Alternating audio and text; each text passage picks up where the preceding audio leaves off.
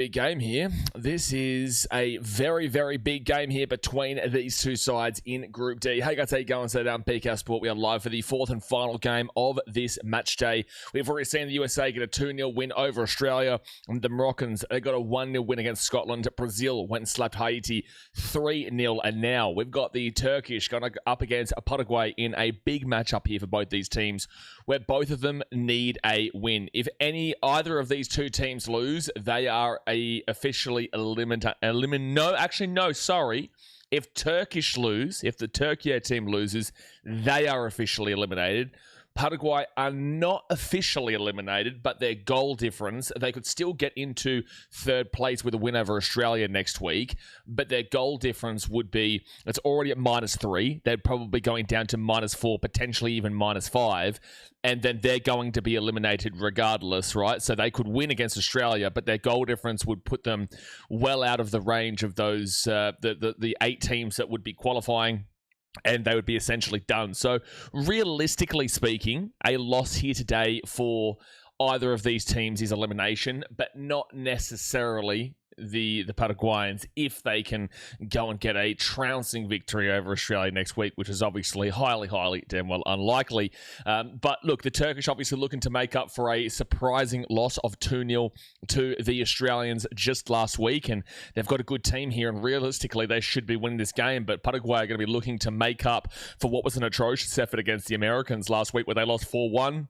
And kind of killed off their tournament right there and then. Losing by 3 goals in any game really just does you in and does you over. It doesn't guarantee you elimination, but it puts you in such an awful stead that you're just like, gee whiz, I don't know I don't know how that one's going to be panning out. So let's get into these two team lineups. Then we're going to get into how this means for Australia, because obviously we've got a lot of Australians here on the channel, and what this will mean for the Aussies going forward, because this is a very, very crucial game. So guys, do me a favor, hit that thumbs up button, subscribe if you're new around here. We have 3 rugby league games right after this, and then obviously later on tonight we'll be watching on as the Netherlands take on Sweden and Germany take on the Ivory Coast. I probably will miss out on Ecuador and Curaçao, and I won't be able to do Tunisia versus Japan on the basis that I will be live for the New Zealand Warriors in the NRL, but then we'll be back underway for Spain versus Saudi Arabia on Sunday night. So like I said, thumbs up, subscribe, let's get into it. So the Turkey team, they come with a 4-2-3-1. This is in San Francisco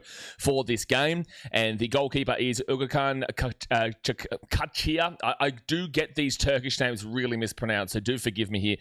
Ugakan Kachia, or Kakia, with the defenders being Marie Demiral, Abdul Karim Bardakshi, Mert Malder, and Ferdi Kadioglu. Then you go to the midfield, Hakan Kalhanoglu, who is the captain, with the Ismail Yuksik as his partner. And then you go to the attack, which is Kerem Aktakoglu. They're looking for a real strong attack here today. They've got 4 attackers right on point. Ade Gula, Kenan Yildiz, and Yunus Akgun, with the substitutions being Mert Gunuk, Altay Bayindi, Zeki Çelik, Kagla Suyonku, Eren Elmali, Ozan Kabak, Samet Akaydin, Salih Ozkan, Okan Kokçu, Kaan Ayhan, Deniz Gul, Irfan Kahveci, Barış Alper Yilmaz, Oguz Aydin, and Can Uzun, with the coach being Vincenzo Montella. Gee whiz, I did my best there, lads. But look, it's a very, very strong team. And obviously last week, they were just attacking against the Australians, but just could not break through them. They lost 2-0 on the counter, with Nestori Irangunda and also Connor Metcalf getting 2 goals there to ensure the Australians the victory, which was fantastic for us. Obviously, not so much of the Turkish, who got slaughtered in the media, unfortunately, and they got heavily criticised by their own domestic national media, which was just disastrous. And the coach has actually come out saying, hey, listen, this isn't really on. But they need to make up for it here today. I fully expect that they are going to come out here with an absolute blaze. I fully expect this team to come out and just go heavy and hot from the outset. And they're going to want to remove that frustration from last week very, very quickly. Because if they don't score a goal in the first 20 to 30 minutes of this game, the frustration will build like it's happening again. Shit, this is happening again. We can't score a goal. We've got this electric team with the likes of Arda Güler and Kalhanoglu, and they've got Yildiz in the team. And, you know, Aktoglu, they've got a really, really quality team here. It just didn't work out last week as Popovic was able to outmanage him, realistically. And unfortunately couldn't do that against the USA, but against Turkey, he was able to do that. I do just expect them to come in here and win this game well. They obviously beat Venezuela 2-1 in the friendlies. They also beat North Macedonia 4-0 in a friendly. And in their World Cup qualifiers, they got past the likes of Kosovo 1-0, Romania 1-0, drew with Spain 2-2, but in a previous game, they also lost 6-0 to Spain, beat Georgia 4-1, Bulgaria 6-1, and Bulgaria 2-0. So there's a couple of really, really good positive results there, but there's also some really poor results. I would say only winning 1-0 against Kosovo was quite disappointing, but at the very least, they got the win there in the World Cup qualifier final stage. And that draw with Spain was great, but they also lost 6-0 to them. But the point is that I just genuinely believe that this Turkish team should be doing the job here. And if they don't, they are eliminated. If they lose this game, they are gone. They were predicted to be top of the group, pre-group. Before the games got started, this Turkish team was predicted to be top of the group. Well, they haven't even played the Americans yet, who have topped the group. Actually, not necessarily. If the Turkish win today and then they beat the US next week, then Turkey will still finish in first position. But that relies on them winning today and then next week as well. Right now, they've just got to be focusing on today. They can't even be thinking about the Americans because, again, if they don't score in this first 20 to 30, they will start feeling like, shit, this may be happening again here. So we need to get on the attack pronto. And this Paraguayan team, outside of last week's game against the Americans, they are usually a very, very good defensive side. Like, if you quickly go across there before we get into that team lineup, they gave up the 4 to the USA. They got a clean sheet against Nicaragua when they won 4-0.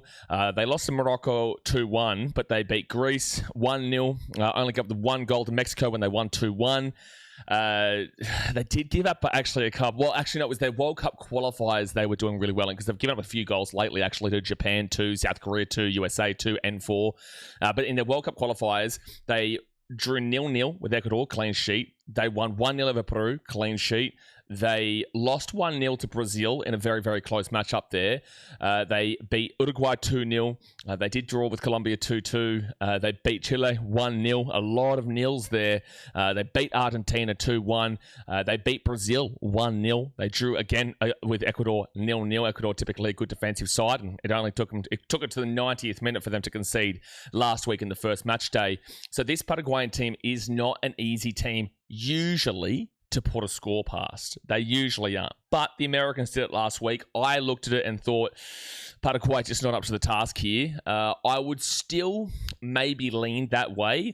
I don't think the Americans did enough today to prove to me that was just a very clinical performance from them, and Paraguay were good, but the Americans were just far superior. The Americans were far superior for sure.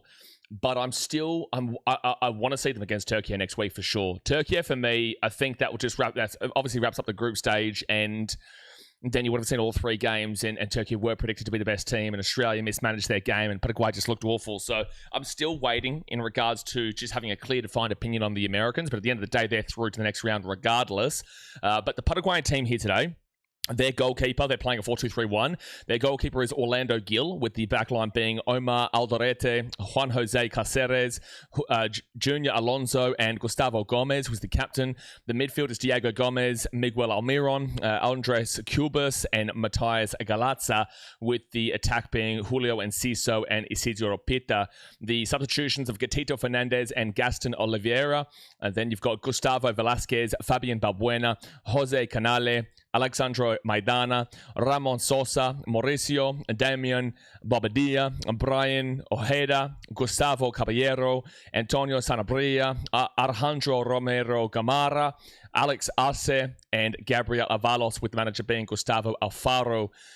They just were disappointing last week, weren't they? They really were. They looked slow. They didn't look like they were up for it. They looked like they were buckling under the pressure of what was an opening game of the tournament, the opening game of the World Cup for the first time in 16 years. The last time they were here was, I think, 2010 in South Africa.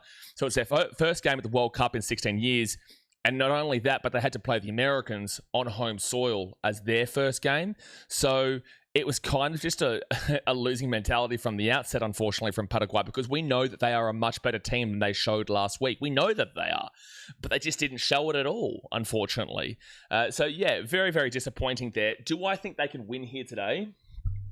If they come in with their World Cup qualifier form from South America, I don't know if a win is possible, but a draw is a good chance if they play to the exact same standard that they played in the World Cup qualifiers. But that would come down to if they're playing to that exact same standard. Because if they do not, Turkey will punish them, and they'll punish them strongly. So what you're going to be seeing here today is you're going to see a Paraguayan team that is going to come in with the emphasis to defend. They're going to try and get back to their roots from the South American qualifiers and what they've been building as a team and defend and defend and defend. And what you're going to see from Turkey today is getting back to their roots of scoring goals and really putting the pressure on in regards to the attack and just really pumping in those shots, which is exactly what happened last week. So the concern here for Turkey is that this game could completely go the same way as it did last week. Now, can Paraguay live up to the same standards that the Australians did last week? Yeah, they can. If they've got the oomph about them, if they've got the energy of now we're at the World Cup, we need to win this. If we do not win this, we are essentially gone. Technically, yes, you could finish in third position, but you're going to be one of the fourth worst teams in the third place, so you're going to get eliminated anyway. You'd just be knocking out Australia for no reason. Then please don't do that, mate. We're nice people. But look, it is entirely possible that if Paraguay play to the same way that Australia did last week, they can, and they do actually have a better defense than what Australia does have.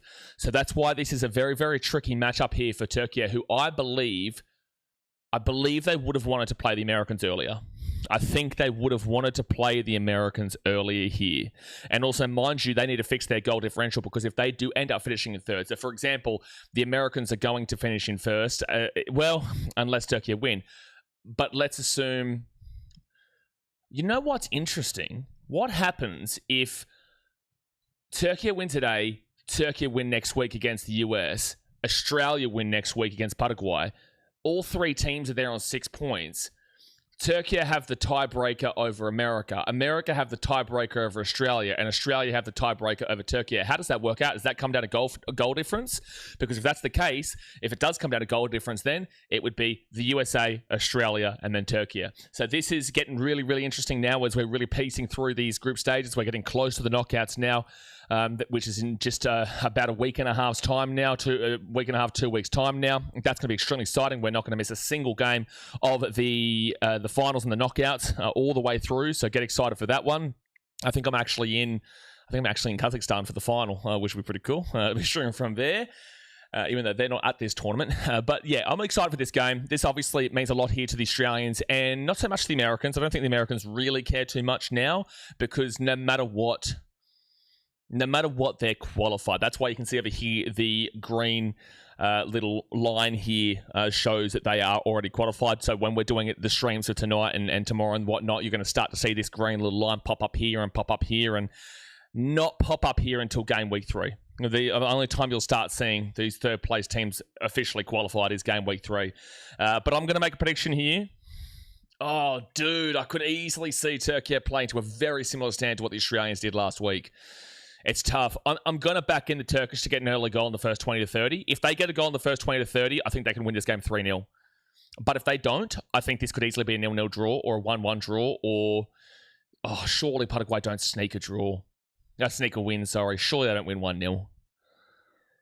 Yeah, my prediction is going to have two sides to it. I'm going to sit on a little bit on the fence. I'm still going to be pretty confident behind a Turkish win. I am. I'm pretty confident they do just get the job done. And if they score first in the first 20 or 30, they won't let up and they'll go for it. But if they don't, then I'm going to back in a 1-1 draw and maybe a 0-0 draw. I think that's spicy. Would anyone disagree with that? Let me know in the chat. Obviously, guys, hit that thumbs up button. Subscribe if you're new around here. And yeah, let's get into it. Brenton says, "G'day, mate. Who do we want to win for a chance for us to go through?" Honestly, mate, it doesn't really matter. We just need a draw at a minimum next week regardless. So we're currently in second place. We hold the tiebreaker over Turkey. So if they lose this game, they cannot finish above us and they are eliminated because they can't finish above Paraguay either or the US. So if Turkey lose, they're done. and then we probably go through because our goal difference is going to be better than a lot of those third place teams currently situated. I would assume that we will go through based off that. And again, we still could finish in second position regardless. If Paraguay win this as well, though, they would need to win by over 3 goals to go above us today. But again, we play them next week, and it's whoever wins and gets the tiebreaker. But then, if it's a draw next week, it will come down to goal difference. So we just have to hope that Paraguay don't win this game by over 3 goals, which just simply I don't believe is going to be happening. The game has started here, guys, by the way. So hit that thumbs up button, subscribe. But as long as they don't win by 3 goals or more today, we're sweet. You know, I don't think the Paraguay probably win, but if they do, then it'd be getting spicy. But we just need a draw next week as it currently stands, no matter who wins here. If this is a draw between both these teams, and still again a draw next week or a win, puts us through, because we would finish on 4. And the highest that Turkey could finish is on 4, which we've got the tiebreaker. And the highest that Paraguay could finish would be on 3. No, because they would have a draw. Again, it's just not happening. Paraguay will get this ball here in attacking position. It's a goal. Paraguay scored. Oh my gosh. Oh my gosh. Oh my gosh. Oh my gosh. Paraguay scored.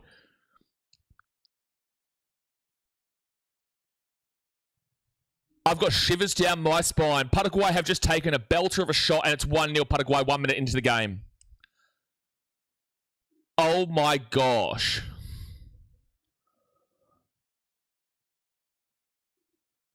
"60 seconds into the game, and it is 1-0 Paraguay. That is insane. That is a cracker of a shot.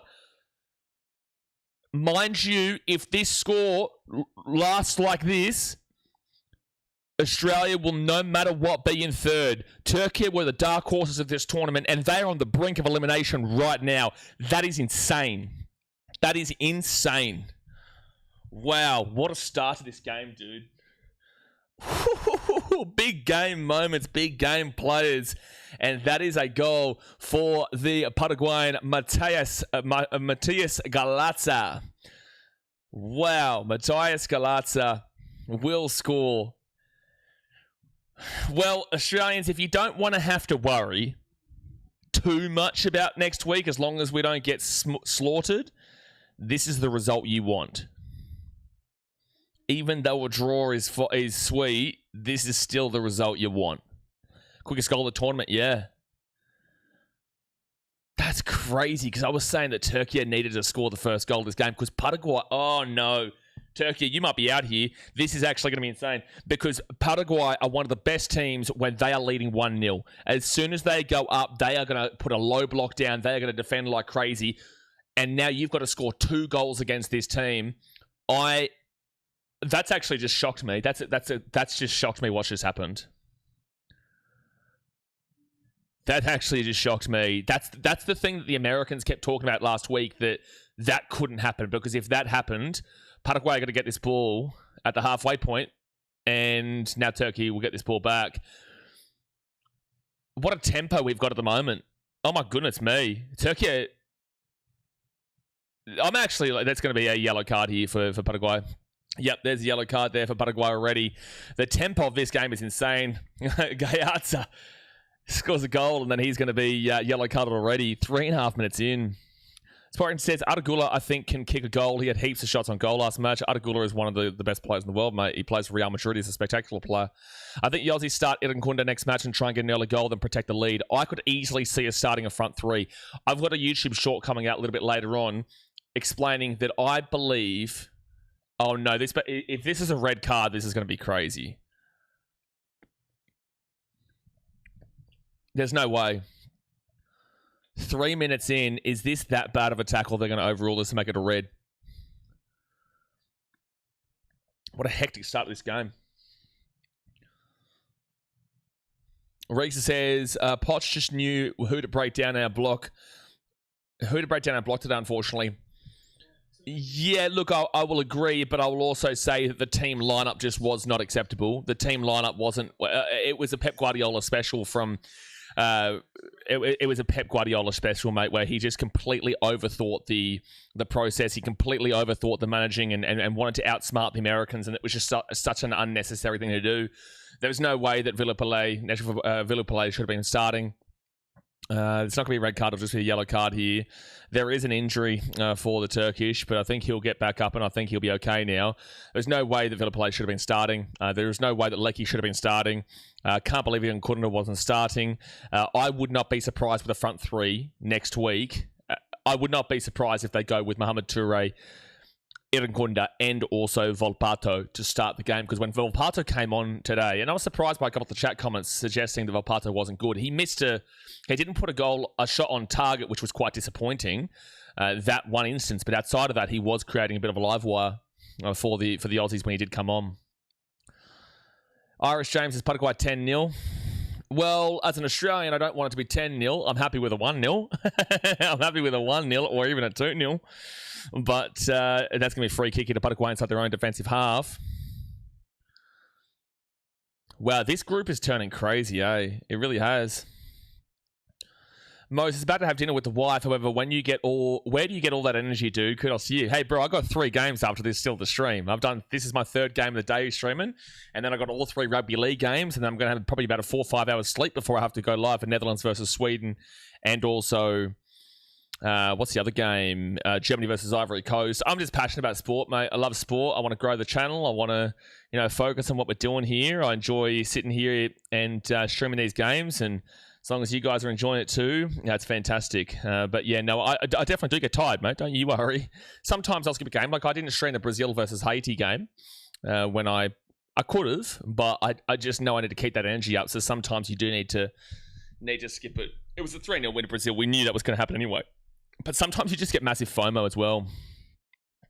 Ash Klein says, best result for Oz would be all-in brawl and everyone is red carded and match abandoned. Yeah, you love a good send-off, don't you? Yeah, that's a good point. Yeah, that's a very typical Ash Klein comment.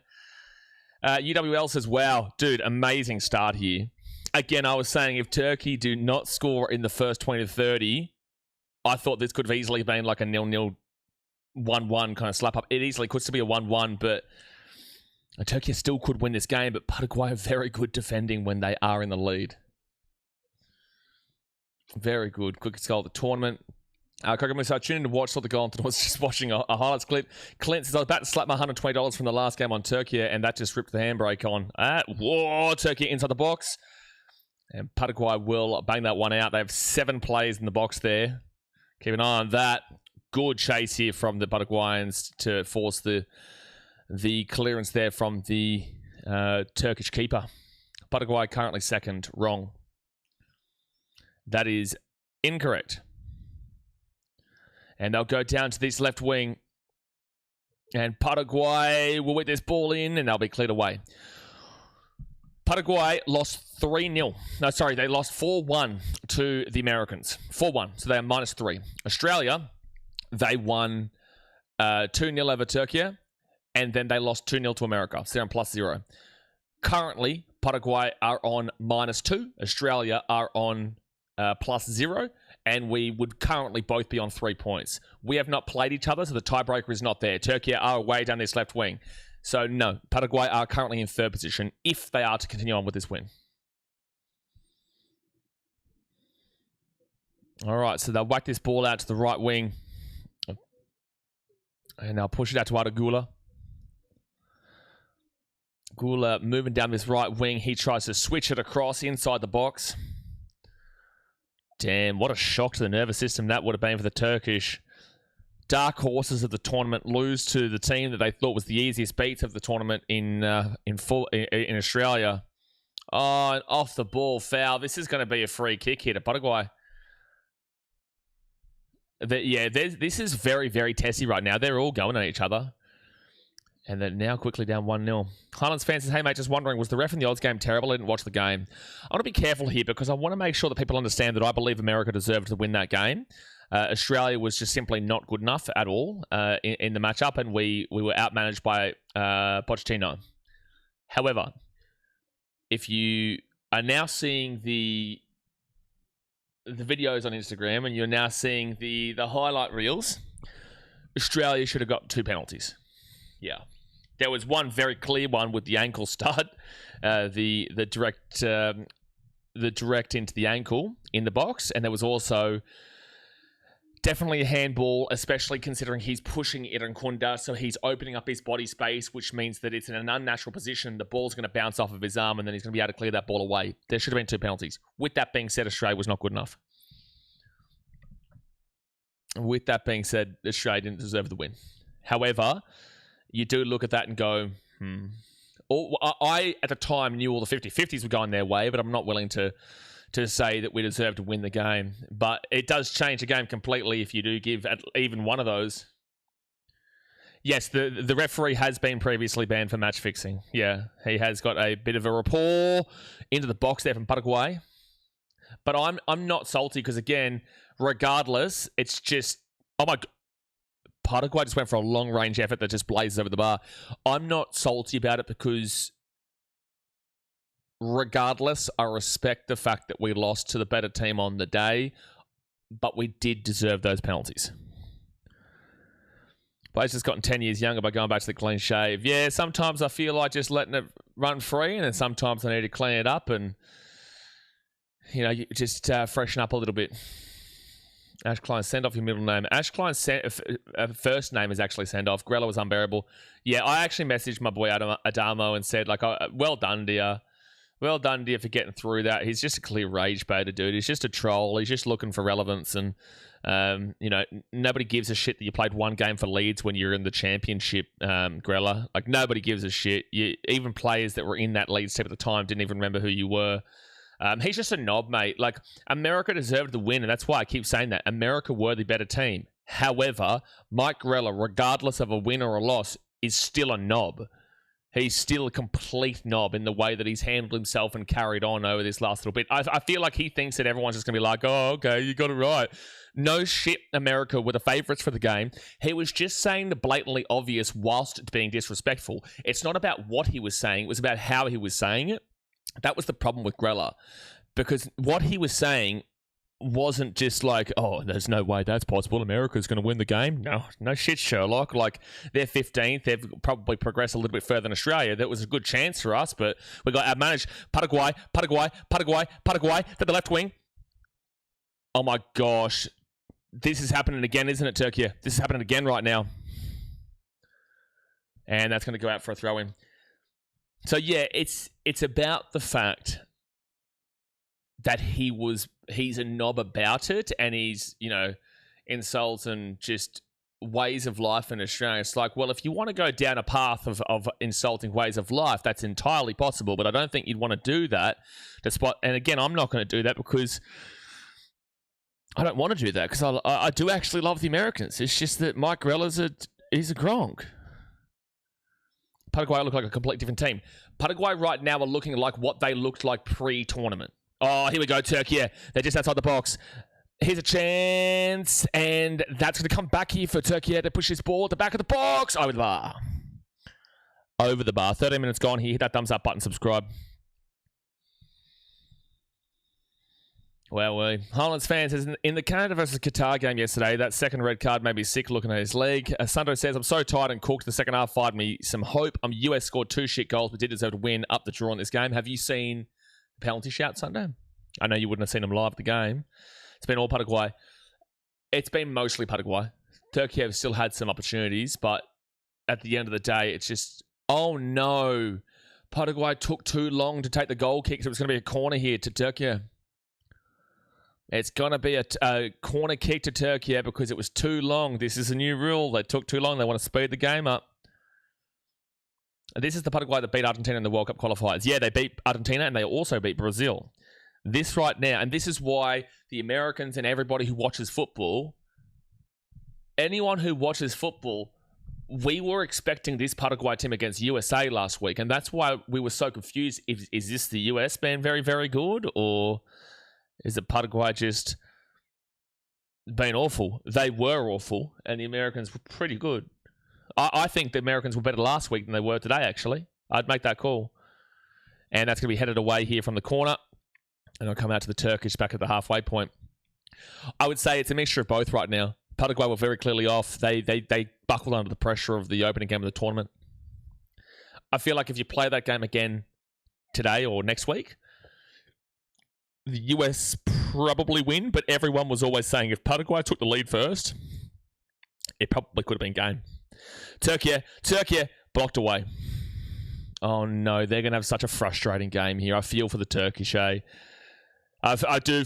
They can push. Oh, Almiron, you had to make that pass. He makes the pass probably a little bit too late here. Still their ball, though, Paraguay. In the attack, they're going to cut it back, cut it forward, whip it in. It's only one man in the box, and that's going to be offside, I think. Yeah, offside really late. Wow, what a game this is right now. What a game. If the ref in the USA versus Oz game has been associated with match fixing, how could it be anywhere near a World Cup game? He shouldn't have been. But again, we didn't play well enough. UWL says, we played like shit. USA was not impressive, though. Today for Australia-USA, or are you talking about, are you Paraguay or are you Australia? If you're Australia, then yeah, you're right. I think USA think they're way better than they are. They do, but until proven otherwise, they can talk as much shit as they want, because as an Australian, you know, if we had gone and won today, we would have been unbearable, right? And the Americans went and won today, and now they're unbearable. You know, it's all part of the sport. It's all part of football. That's going to be... I don't think that's a shot. I think it's a pass. It shouldn't be on target, but keeper gets it. Yeah, look, at the end of the day, every country is going to be like this. If Turkey had won last week, they would have been unbearable. We were unbearable for the last week. That's just the nature of the game, man. So this is why I say I don't actually really care too much about the American fans. Like, I don't mind Americans. And I don't mind their team because they aren't purely disrespectful to us. It's just their media that really has been going at our throats. That's the biggest issue that we've had. And that's why I say, regardless of the result, I respect the result today, despite a few criticisms. I respect the result. It's just the way that it's been handled from the media, that it's not about the result. It's about you and how you've gone and you've encouraged this. And then now they're trying to victimize themselves and say that, oh, the Aussies came for me. Shut your mouth, Mike Grella. 17 minutes gone here for the Turkish. And they're down 1-0. And they're the ones trying to push up here. But I'm telling you, this Paraguayan team, they're a better defensive unit than Australia are when they're leading 1-0. So best of luck. It is very un-Australian to use any excuses. We got beat fair and square. Yeah. You can criticise certain refereeing decisions, but with that being said, we weren't the better team. Simple. It's not un-Australian to still critique poor performance from the referee, but that doesn't mean that I believe that that was the reason we lost. We just selected poorly, and that's our decision. That's our choices. Tony Popovich is our manager. He's our coach. We have to rectify that. We have to take accountability for our coach's decisions because we are resting our faith in our coach. That's got nothing to do with America. It's got nothing to do with anybody else. It's only got to do with us and our decision-making. So that's the reason we lost the game. We put the wrong lineup out there. Hopefully, Tony rectifies that. And hopefully, and this is what my video is about, oh, here we go. Turkish inside the box. Turkish inside the box. That's corner coming up for the Turkish on the left wing. That'll be a corner. The biggest thing Australia need to stop doing, you've got to stop acting like a small team. You've got to stop acting like a small nation right now, and you've got to start acting like you deserve to be here. Playing 5 at the back against the Americans today is respecting them too much and acting as if they're Argentina. They are nowhere near Argentina. They're not those kind of teams. It's like we're playing Spain or we're playing all these kind of guys. 1 second, headed away there from Paraguay out to the edge of the box. And Paraguay can counter. They can counter here. And good work there from the Turkish to prevent that one. You've got to stop looking to only go ultra defensive. Last week it worked. Don't do it with everybody. You need to know that Irankunda can damn well score. You need to know that Volpato can create and be a live wire. You need to know that Mohamed Toure getting blamed for the first half by Popovich is insane to me. You went with a defensive mindset. You went to defend. It didn't work out. We didn't get any ball to Mohamed Toure, and then you take Toure off for Irankunda. Why? Doesn't make sense. Because Popovich is still thinking like we are under the pump and we need to prevent. Well, goal difference doesn't matter really. It really doesn't matter a significant amount if you can get a draw next week kind of deal. So when we're down 2-0, you would have thought, okay, or we're down 1-0, you would have thought, okay, let's pump the gun a little bit and let's try and change these tactics up and go for the attack. Obviously, we didn't do that. If we start the game how we played the second half, we win the game. Correct. Win is tough. Draw is likely. Win, we could have still easily lost that one. You got to remember the Americans were up 2-0. All right, so they whack this ball over to the left wing, and then this is going to be such an interesting game against Paraguay this week. This is starting to scare me. This is starting to make me nervous about next week's game. But if Paraguay win this game 1-0, 20 minutes gone here, guys. Hit that thumbs up button. Subscribe if you're new around here. 1-0 Paraguay. If they win this game 1-0, Turkey are eliminated. They cannot finish above 4th. We are guaranteed at minimum 3rd. A draw would guarantee a 2nd. A loss by only 1 goal, we go to -1. I think that's enough because you'll see a couple of third-place teams that'll have -2, -3, -4, -5. Corner here to Turkey. This is reminding me so much of last week right now. So left corner for Turkey. They whipped this bad boy in and punched away. I got to be honest with you, though. These first 2 weeks from Turkey, I'm really confused why there's so heavy emphasis in regards to whipping balls over the top end of the box. You don't have tall players. You're quite a small nation in regards to height in the football. I don't understand why they're pretty heavily reliant upon whipping the ball over the top, especially against Australia. It made no sense. And against Paraguay here, they're very strong in the air too. So I just don't really get it. Sando says, I think a draw, best case scenario, or Paraguay pumping Turkey. We don't want them to pump them. Goal difference doesn't matter, Sando, with Turkey. We've already beat them. We get the tiebreaker. We don't want Paraguay to pump them. I wouldn't mind a win. Oh, they're away here, Paraguay. They're away here. Look at the numbers. Look at the numbers. Look at the numbers here. Oh, it took too long, too slow, and it's a bad pass. Sando, that's worst case scenario. Paraguay winning 3-0. That'd be worst case scenario. Because then they would go equal with us on goal difference. And then that means that a draw, I'm not too sure what that would do for tiebreaker. They've scored more goals than us. That would go to them. It would go to them. So no, we don't want that. We do not want that.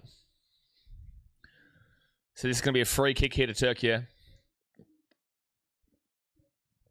Some needless fouls coming up here from Paraguay, though.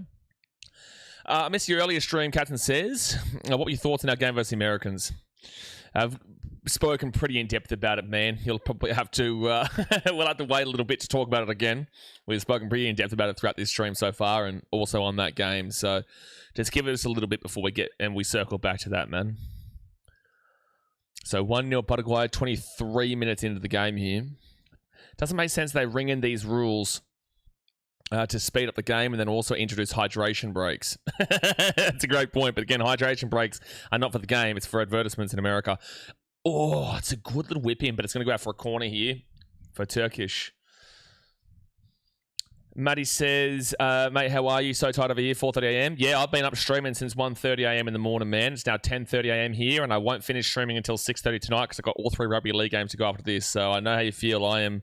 I am tired, but I love sport, and that's what we do here, son. And then I'll be up again at midnight tonight for the Netherlands versus Sweden game. And then we'll be up at 3 in the morning to smash out the Germany versus Ivory Coast game. A couple hours sleep, and then we're into the 3 games of rugby league again. So I get how you feel, mate. I get how you feel. Paraguay going to steal this ball. And now they're going to... Oh, Turkish with a good tackle there. Sana says, I'm so confused by this new system. So the new system is it's head-to-head record. So we have beat Turkey. We cannot finish below them if we have the same amount of points as them. So if they win this game, they go to 3 points, right? We're on 3 points. They could win this game 400-0, and Australia would still be above Turkey because it's not about the goal difference. The only time goal difference matters is if there is a draw. That's going to come out here, inside the box here for the Turkish, and headed away from the Paraguayans. Kojo says, what a shame about Australia. I was rooting for them. Yeah, it's a shame, mate, but, you know, we're still in it. We're still in it with a chance. And we're still in it with a healthy chance too, mind you. As long as we don't go down early doors next week against Paraguay. If we go down 1-0 early, this Paraguayan team are a tough team to break down. We are all tired and cooked, but we all love our sport. Exactly right, Sundo. Exactly right. But also, I tell you what, streaming does take it out of you. I'm okay now. Come that Bulldogs Manly game at the end of the day, I might be wrecked, but sunny in Australia. I'm in Vietnam, mate. I'm currently in Nha Trang, Vietnam, which is absolutely... There's not a single cloud in the sky right now that I can see. Not a single cloud in the sky. So the Turkish down this right wing. Aussie Spaceman says, how did USA 4-1 this Paraguay team? Because the Paraguayans buckled under the pressure. USA scored first. Paraguay are a team that need to score first, otherwise they're done. If they score first, it's very difficult to break them down. They're one of the best teams defensively. If they concede first, they just completely buckle under the pressure. You can remember, Paraguay were playing their first game at a World Cup in 16 years against the tournament hosts and obviously the loudest hosts as well out of the three, right? Mexico were loud, but not in the same, structurally loud, right? So it was a hydration break here in this game, 25 minutes in. This has been an awesome game to watch in this first 25, though.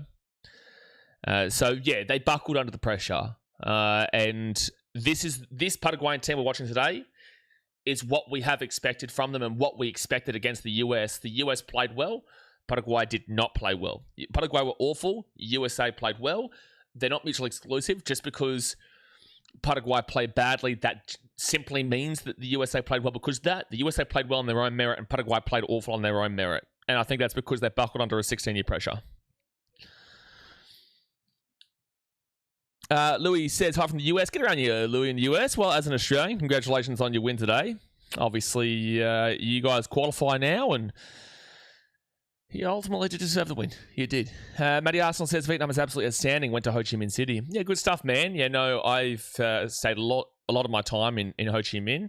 I'm here with my partner now in Nha Trang, and then we're heading up to Da Nang next week for about 2-3 weeks before we head off to Kazakhstan for about 3 weeks, Kyrgyzstan for 3 weeks, and then I come back to Vietnam for a bit.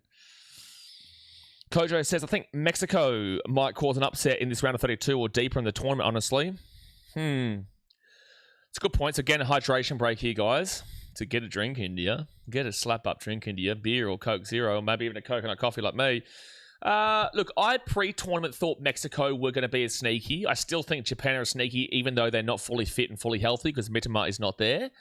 But Mexico, it just depends on who they play. I think they're a very matchup-based team, because if you look at them against the South Africans, they weren't great. They were okay. South Africa are not that great. And it really... They were only up 1-0 until that red card, the stupid red card from South Africa in the 50th minute with Sitole. Without that, it was only 1-0. They weren't looking as dominant as you really would like. It was a great goal from Quinones, and there was also a fantastic goal from Raul Jimenez with a great ball across from Alvarado to win that game 2-0. But again, it wasn't as dominant as I would have liked. And with the South Korea game yesterday, we were live for it. I think that Mexico were okay, because at the end of the day, the only reason Mexico even scored a goal against South Korea was because of that mess up at the back with the keeper, right? And how he was essentially fouled by his own defender.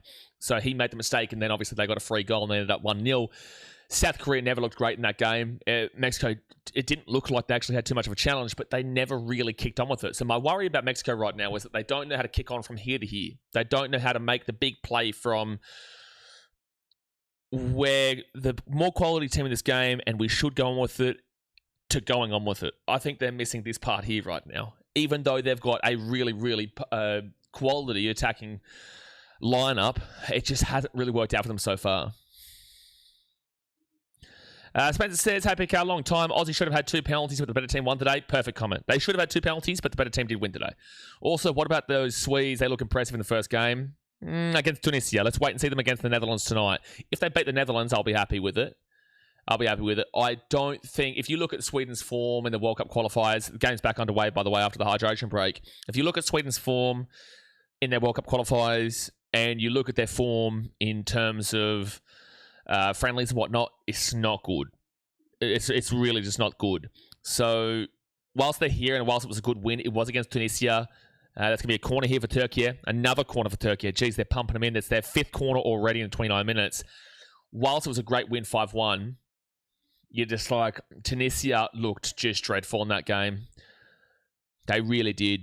So I want to see the Swedes go up against a really good team today in the Netherlands. Later on tonight, we'll be live for it. Headed away here. Back in by Turkey. That's going to be a half bicycle. That would have been an amazing goal from Yildiz, but it will go straight to the keeper. Straight to the keeper. Simpsons predicted a Mexico versus Portugal final. Oh, yes. Portugal look fantastic, don't they, Jono? Yeah, no, Portugal look absolutely unbelievable with Cristiano Ronaldo at the helm. Even though I did say the Congo are a better team than everyone gives them credit for because nobody watched this Congo. That's why I made sure to watch the Congo before this World Cup because I wanted to see what they're like, and they're a very good defensive unit. Nobody knows that, but because they have the Congo, nobody is ever going to think that they're a good anything, and they're just going to think, how are they here? Well, there's a reason why they're here, and that's because they're a fan-bloody-tastic defensive side. They just have no attack with them. I can't believe they scored a goal, but at the end of the day, they did. That's what happens. 30 minutes gone here, guys. 30 minutes gone. 15 minutes to go in the first half. Hit that like button. Subscribe if you're new around here. So if the scores stay like this for the end, that's the best case scenario. In my opinion, it is. A draw, you could argue, is just simply best case scenario because then you can rely upon a draw from the US game that's going to go over the top of the bar, and that'll be a goal. It's offside. Offside against the Turkish, so it'll be Paraguay ball. A draw here keeps Australia in second regardless, and then as long as we get a draw, we will go through in second 100%. We'll go through in second 1,000,000%. But... Oh, he wasn't offside, by the way. That's a bad call. It would have been a goal kick regardless, but he wasn't offside. Babylon says your final score prediction? Very difficult. Oh, very difficult. Oh, very difficult. This Paraguayan team are one of the best teams in world football, defending a 1-0 lead. And they will hit in the counter. This is giving me very similar vibes to Australia. I don't know if Turkey are going to be able to break them down. I might go 1-0 or 1-1 right now, but I also do know that if the Turkish get hot on the attack, they can get real red hot, but this Paraguayan team, when they take the lead, it's very difficult to break through them. Oh, here we go, but Turkish are inside the box. Not a penalty, not a penalty. No, he's going to say play on. He will say play on. Turkey can win this, Babylon. 1-0 down, no, it's going to be tough against this team. I could see Uruguay having a deep run. They struggled to beat Saudi Arabia, bro. But they do have not too bad of a team. But they didn't look great against Saudi Arabia. Saudi Arabia are a spicy enough team that can create a shock. Look at them beating Argentina in the first game of last World Cup in 2022. Argentina went on to win the World Cup, but it wasn't too impressive there from Uruguay. Why do you think Uruguay can go far? Why? Surely Turkey can't go another game without a goal with all the possession. This is football, man. This is what people don't understand. Possession does not equate to dominance. Because Paraguay, right now, if they don't concede, that is the game plan, and that means that Paraguay dominated the game. Australia dominated the game last week. People just don't want to hear that. They don't understand that because they want to see a team with the ball. They want to see a team putting on the attack. They want to see a team scoring goals.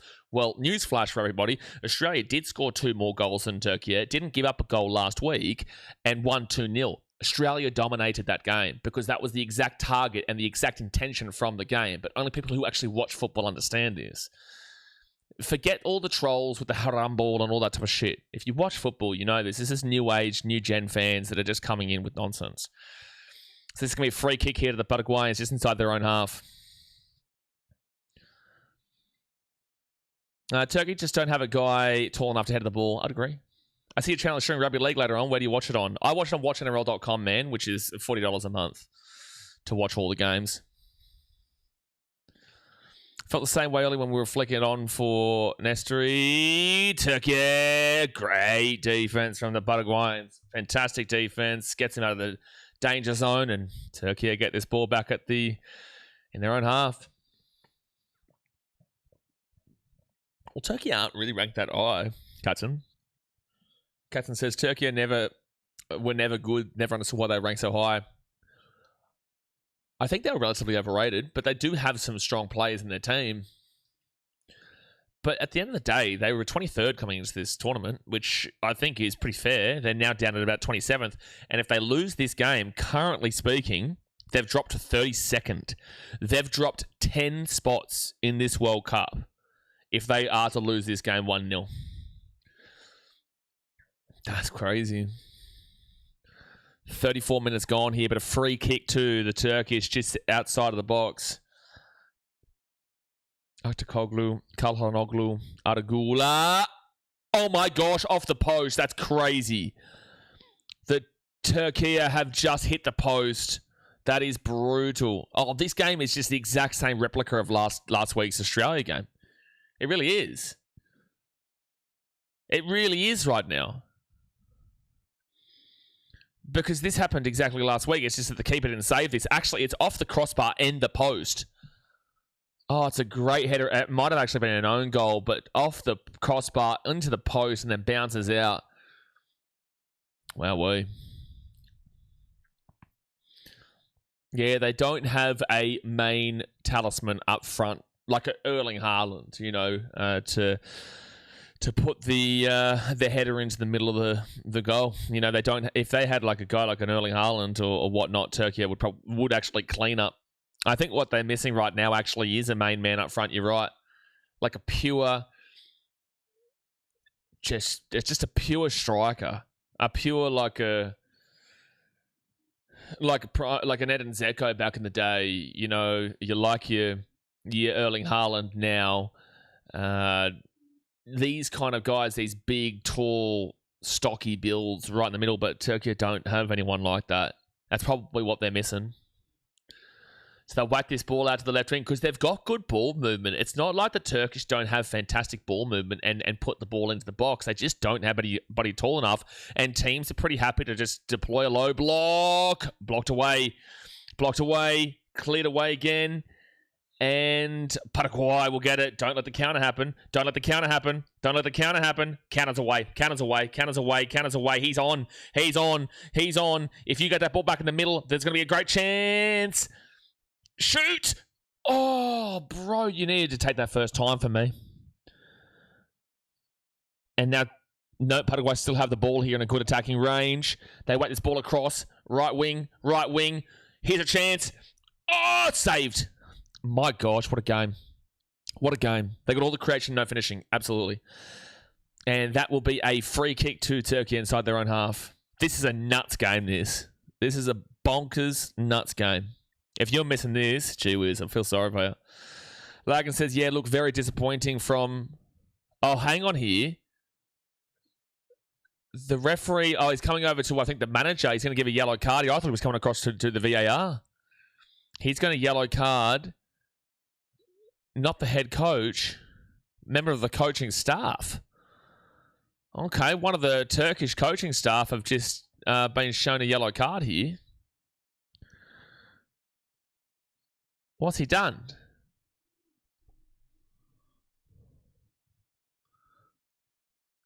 Okay, I told you though. What did I say before this game started? If they don't score a goal in the first 20 to 30, I'm telling you the frustration will hit them, and it will be like... Well, shit, this is happening again, like it did against Australia. And right now, they're clearly showing the frustration because one of their coaching staff just got yellow carded. What does that do? Well, if he gets another card, then he'll have to leave the ground. They can do that? Yeah, they can do that. You can see managers get sent off. I remember Roberto Mancini for Man City back in the day getting red carded because of an argument with Balotelli, who was on his own team. Oh my goodness me, the counter here for Paraguay. Paraguay are away again. Oh, this is going to be scary for Australia next week, I'm telling you. Here we go. In the middle, have a shot. Oh, it's a good defensive tackle there from Turkey. That is a good defensive tackle. And now Turkey, they're going to counter themselves. This is a nuts game. Through, not a penalty. No, he's gone down there way too easy. No, you wish. That's not a penalty. No, referee's not interested. No, neither am I. There's no way. He's died for that. He's died for that one. Sticky Ricky would get a red card every game. Absolutely. I think this is absolute milk here. I think this is a massive milk job. Correct, William. Yeah, correct. This is what I've been saying. 1 second. Let me just see here. Oh, brother. You wish that's a penalty. Get up, mate. Get up. We've just seen the slow-mo of it. Get up. That is hilarious. Yeah, that's hilarious. Paraguay can't keep this up. That's just not true, Katzen. That's just not true, brother. Trust. Trust, this is what they do. But William said, apparently the best result for Australia is a narrow 1 or 2 goal win for Paraguay. Yes, because that means that Turkey are eliminated. They cannot finish higher than 4th. because USA have 6. They play them next week. They would have lost the game to Paraguay, so they can't go above them because of the tiebreaker, and they already lost to Australia, so they can't go above Australia due to the tiebreaker, and both teams will be on 3. So they cannot finish higher than 3, which means Turkey are eliminated, and then it comes down to goal difference for Australia if they were to lose to qualify through the 3rd place. Otherwise, if we were to draw or win, then we would go through in 2nd. And then if New Zealand comes 2nd in their group, it means we play them in the round of 32. Maybe Arsenal sitting out the English lads in the chat. We do actually have quite a few Englishmen on this channel, but they might not be here right now because it's super early for you guys in the morning. We had a few before. You know, we have plenty of English lads here on the channel. They're usually they're all here for the English game. Jacko and Seb and Gary and whatnot. 40 minutes gone here, guys. Hit that thumbs up button, subscribe. They whack this ball across, and that's going to be headed away from the Turkish, but the Paraguayan team. Oh, the confidence they're going to get from this right now is just through the roof after they were down at this stage 3-0 last week to the Americans. No, they were down 2-0 at this time last week, and then before halftime it was 3-0. 7 says, I want Paraguay to win. It's the safest bet for Australia to not have to worry about the US doing us a favour next week. Because if the Turkish won and we lost, there is an entire possibility we could come 4th. So Turkey down this right wing. There has been some great little chances, though, for them, but they're just getting hit on this counter. Turkey have no idea how to transition back defensively, really. You know, they have prevented a couple of times now, quite a few times. But last week they got smashed in the counter twice, and it wasn't a counter where they conceded this time round, but they just don't mind giving up an old counter goal, do they? Val's goes, what is Turkey doing? People, I just don't. Do you watch Paraguay in the South American League? Paraguay beat Brazil and Argentina playing like this. They got to win. Both teams have to win. Whoever loses is out. Technically not Paraguay, but their goal difference would have them essentially out because they'd be about -4. What if USA rest all their players against Turkey? Entirely possible, but it doesn't matter if they lose this game. It doesn't matter. So that's why, for mine... Oh, I just don't think they're going to do that, though. I don't think they're going to do it. But they might. Attempts at goal. 7 attempts at goal for the Turkish. 1 on target. Paraguay, 4 attempts at goal. 2 on target. So again, they're just preventing them from getting any good type of opportunity. They've only had 1 shot on target so far, the Turkish. The South Americans, they can keep this up. Absolutely. Kojo says that is a big problem in this game. The diving is so annoying. It is. Funnily enough, it's not been as bad in this World Cup as it has been in previous tournaments. Just be grateful you're not watching the Italians in this World Cup, mate. I'm telling you, if you think this is bad, you'd have a heart attack watching Italy play. You would probably have a heart attack watching the Italians. It's off the referee, so this is going to be restart play, drop ball for the Paraguayans. You would have a heart attack. You'd have a seizure. You'd have a seizure watching the Italians play, mate. Personally, no, I don't, Vals. It could happen, but personally, no, I don't. But they're going to hit on the counter here. Mistake.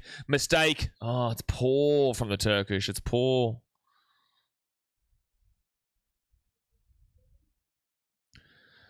And Ciso with the ball through the midfield. The Turkish just don't want to deploy too many men back even when they're getting hit on the counter. They really don't. They want to keep everyone up front. Turkey loses match and they are eliminated. USA also clinched the group. All yellow card players and Pulisic would sit out against Turkey. All yellow card players would. Well, Pulisic shouldn't even play today. So, yeah, I'm definitely sure he would. But you would be right about the all yellow card, Sports Fanatic, for sure. I think regardless... I genuinely think regardless, you'll see Pulisic sit out, even if Turkey was to come back and win this. Chance here, and Ciso. Oh, it's going to be headed away from Turkey. Paraguay back inside the box. Oh my gosh, they're getting just pummeled right now, bro.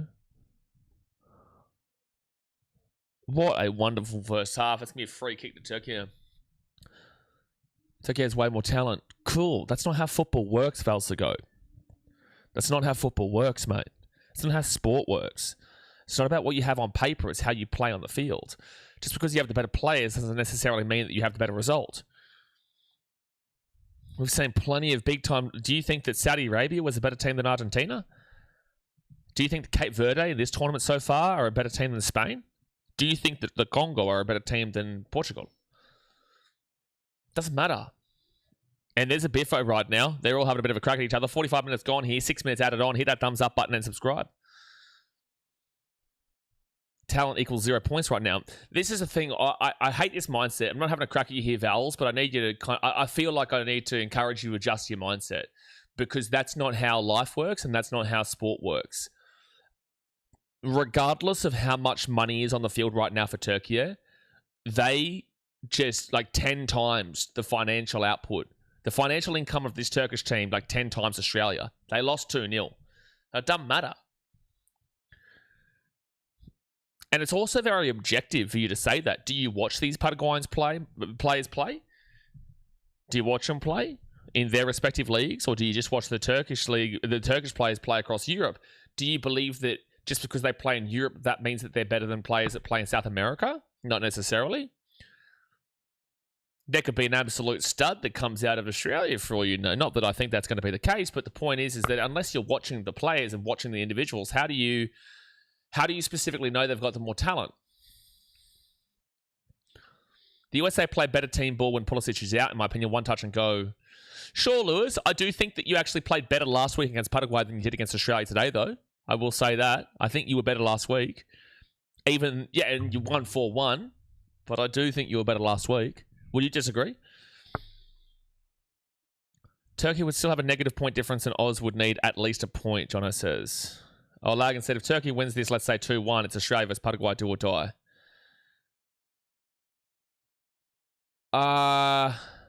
Yeah. Yes. But if it's a draw, we go through. So we have the benefit of a win and a draw. What's happening? So there is a bit of a biffo here where... Oh, VAR. Oh my gosh. VAR. Is there about to be a red card here? Oh my gosh, there's a potential red card. There is a potential red card. Probably 1-0, Marcel. If this stays away, it is. There's a chance here of a red card. Who's the one who's gotten frustrated here? Almiron covers his mouth. You'll never know what he said though. After review. Oh my gosh. It's a red card. For covering his mouth, we've just seen a red card. Almiron has just been sent off because he covered his mouth and said something and then there was a biffo. To be fair, you don't know. This is the reason why they've made this rule is to prevent racism and to prevent things like that being said to people around the world. On the letter of the law, it's the correct call. On the letter of the law.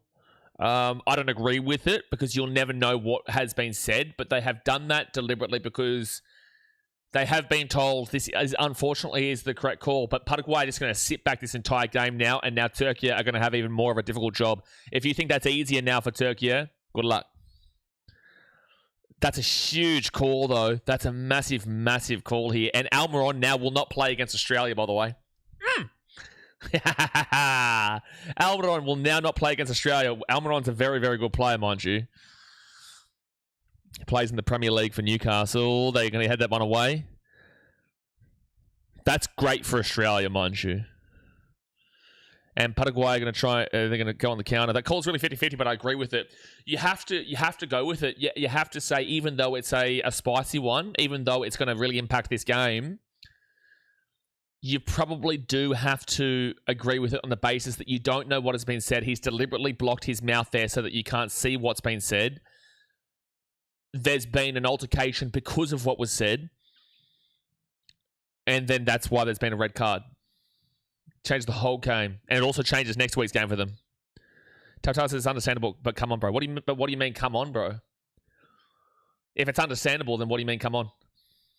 If you understand the call, well, then it is what it is. That's pretty soft. Sure, but it's the rule. Paraguay will have to go on the offense now, you would think. No way. Paraguay 1-0 up. What do you mean? Paraguay are just going to defend, bro. And they're just going to hit on the counter whenever they can. Paraguay are just going to defend and keep all their bodies behind the ball. A red card is definitely not going to put this team on the offense. It's going to do the complete opposite, my man. The complete opposite. And, the Turkish wanted a shot. They will get a shot, and it will go over the bar. 40 seconds left here for the Paraguayans to hold out. Really, Paraguay should just park the bus now. They will. Ultimately, that's what they do when they go 1-0 up anyway. Valzago says, you make fair points, but in my philosophy, the players that play in Europe have the most experience on the biggest stage, making them the most quality compared to the South Leagues. Why? So, do you watch South American leagues? Do you watch the teams in like Boca Juniors and River Plate and Palmeiras and Sao Paulo and do you watch all these teams? So why do you say that just because they play in Europe they're on the bigger stage? So the Champions League is massive, but also that's massive for people who do watch Europe, and there's a lot of different countries in Europe playing at an elite level. But also the South American teams are also at an elite level for South America. And we've seen Brazil win the most amount of World Cups. We've seen Argentina win the last World Cup. We've seen Argentina being in the last couple of... Well, they were in the 2022 World Cup final and won it. And they were in the 2014 World Cup final and lost it to Germany. You know, Brazil haven't been there for a while. But I find that, okay, I'll accept your opinion because your opinion is fine. You're entitled to your opinion. But the issue I find is, are you watching the South American League and comparing it to the Euros and the European League and the Champions League and the Premier League and the La Liga and the Bundesliga and all this kind of stuff? That's all well and good to think that's the best, but that's also what the media will tell you, and that's also what the European conglomerate is effectively going to shove down your throat.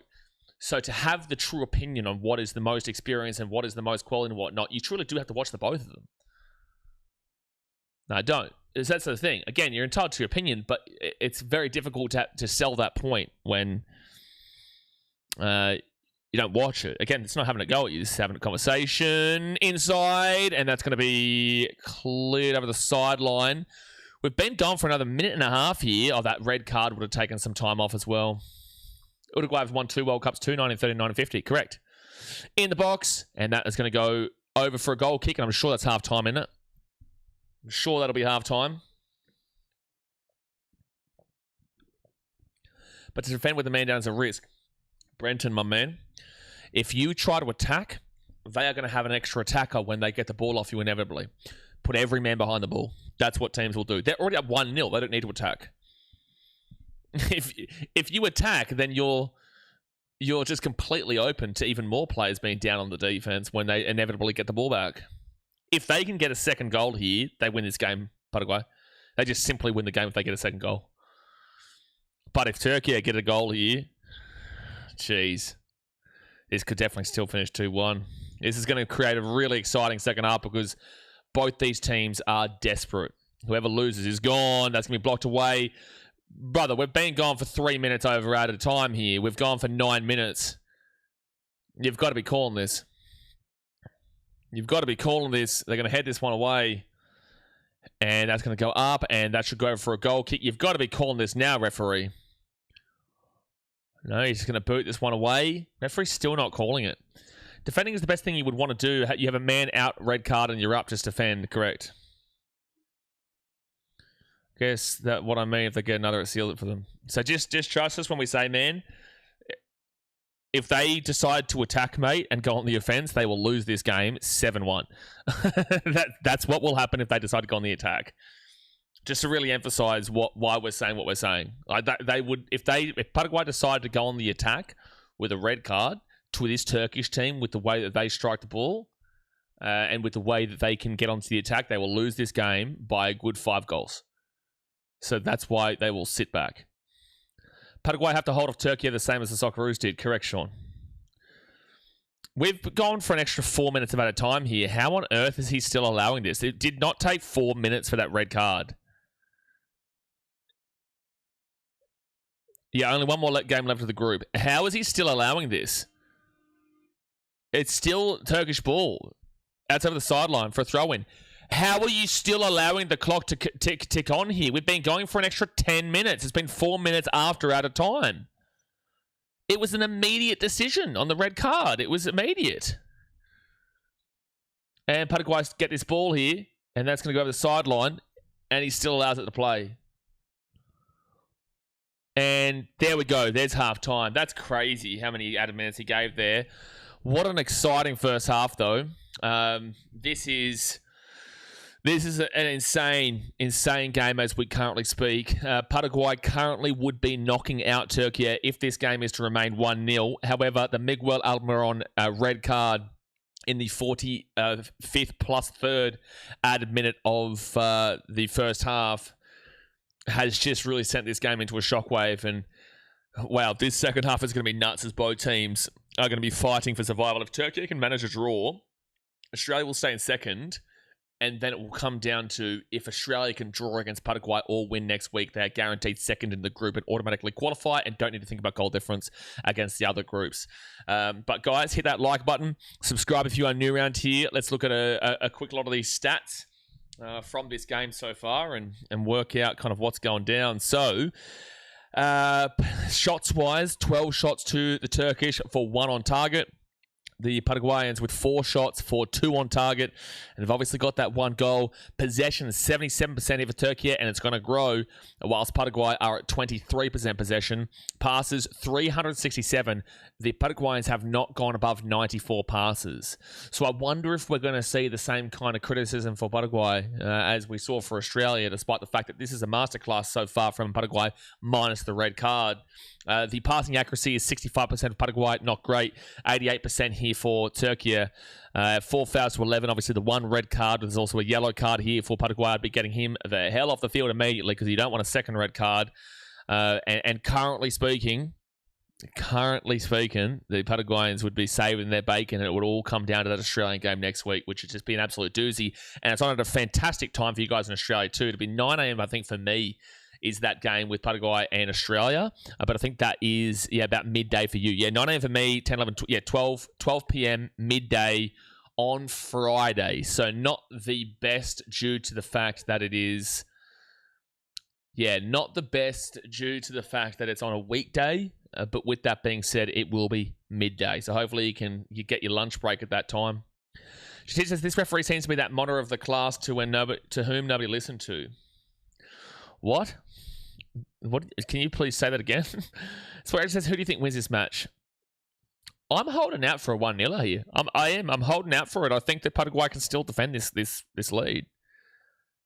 A red card does not then automatically mean that there will be a goal here. It's likely Turkey should have an extra number and should score. But again, the longer this goes on, the more Paraguay are just going to defend, and the more players are just going to really centralize around that goal square, and it's going to make it more and more difficult for Turkey to get any kind of quality shot away.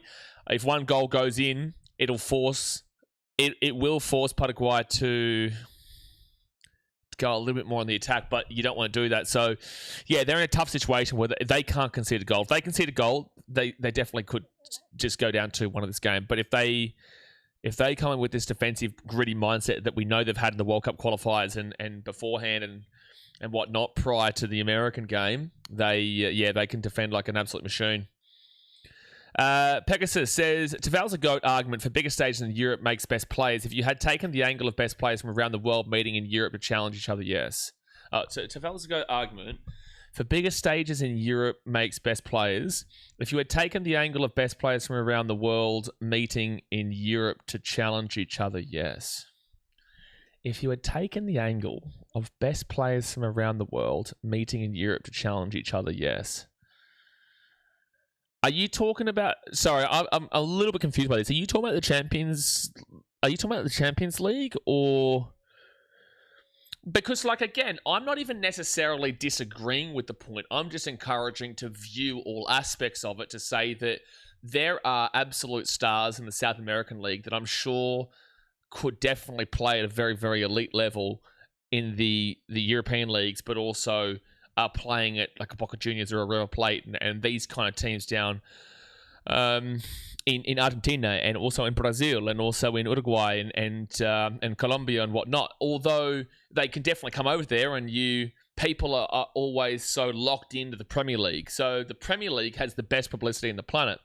The Premier League has great players. The Premier League has amazing players from all around the world. They have South Americans over there. They have Americans over there. They have Australians there. They have Kiwis there. They have Europeans there and whatnot. So, yes, the league is obviously in Europe, but there's also South Americans that are also all the way around as well. Like, if we go and have a look here at this Paraguayan team that is currently winning this one, I think that's what you were trying to say. I'm a little bit confused, but I think that's what you're trying to say. Where are all the Paraguayan football team from club-wise? Okay, so... okay, so that's not going to give it... give me player-by-player. Give me player-by-player. For example, Almiron is in the Premier League, mind you. Where is it? So Gatito Fernandez, we got Club Cerro Porteño, Paraguay team, Club Olimpia, Paraguay, San Lorenzo de Amargo, Argentina, Brazil, Palmeiras and Gremio. You've got Omar Alderete, who's at Sunderland, Dynamo Moscow in Rocha, Club Cerro Porteño in Paraguay. Miguel Almiron's at Atlanta now. He was at Newcastle, my bad.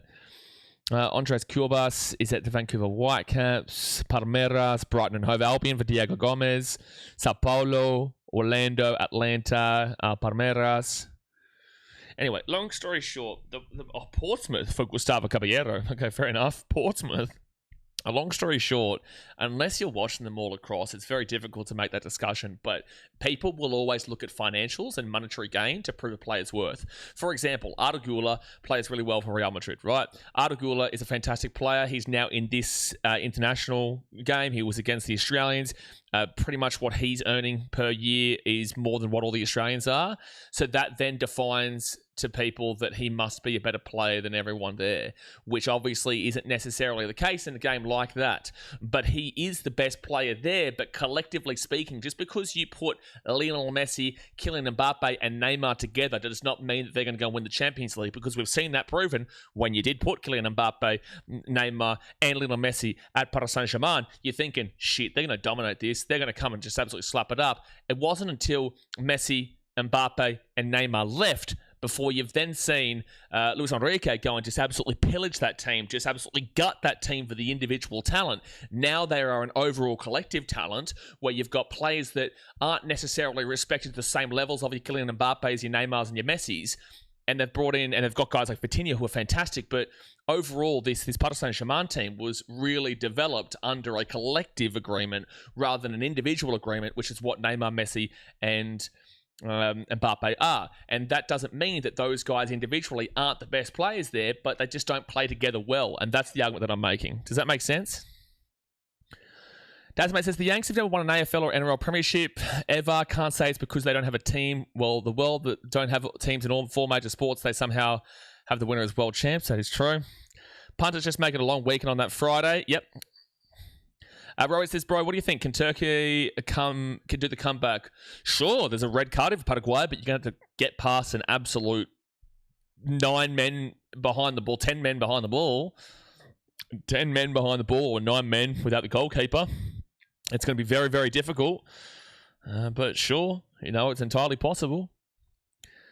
Vejesus says, much love from Canada, bro. I hope the game finishes 1-0 and I will chug a beer from Vancouver. Get a beer into you, son. Are you Paraguayan, are you?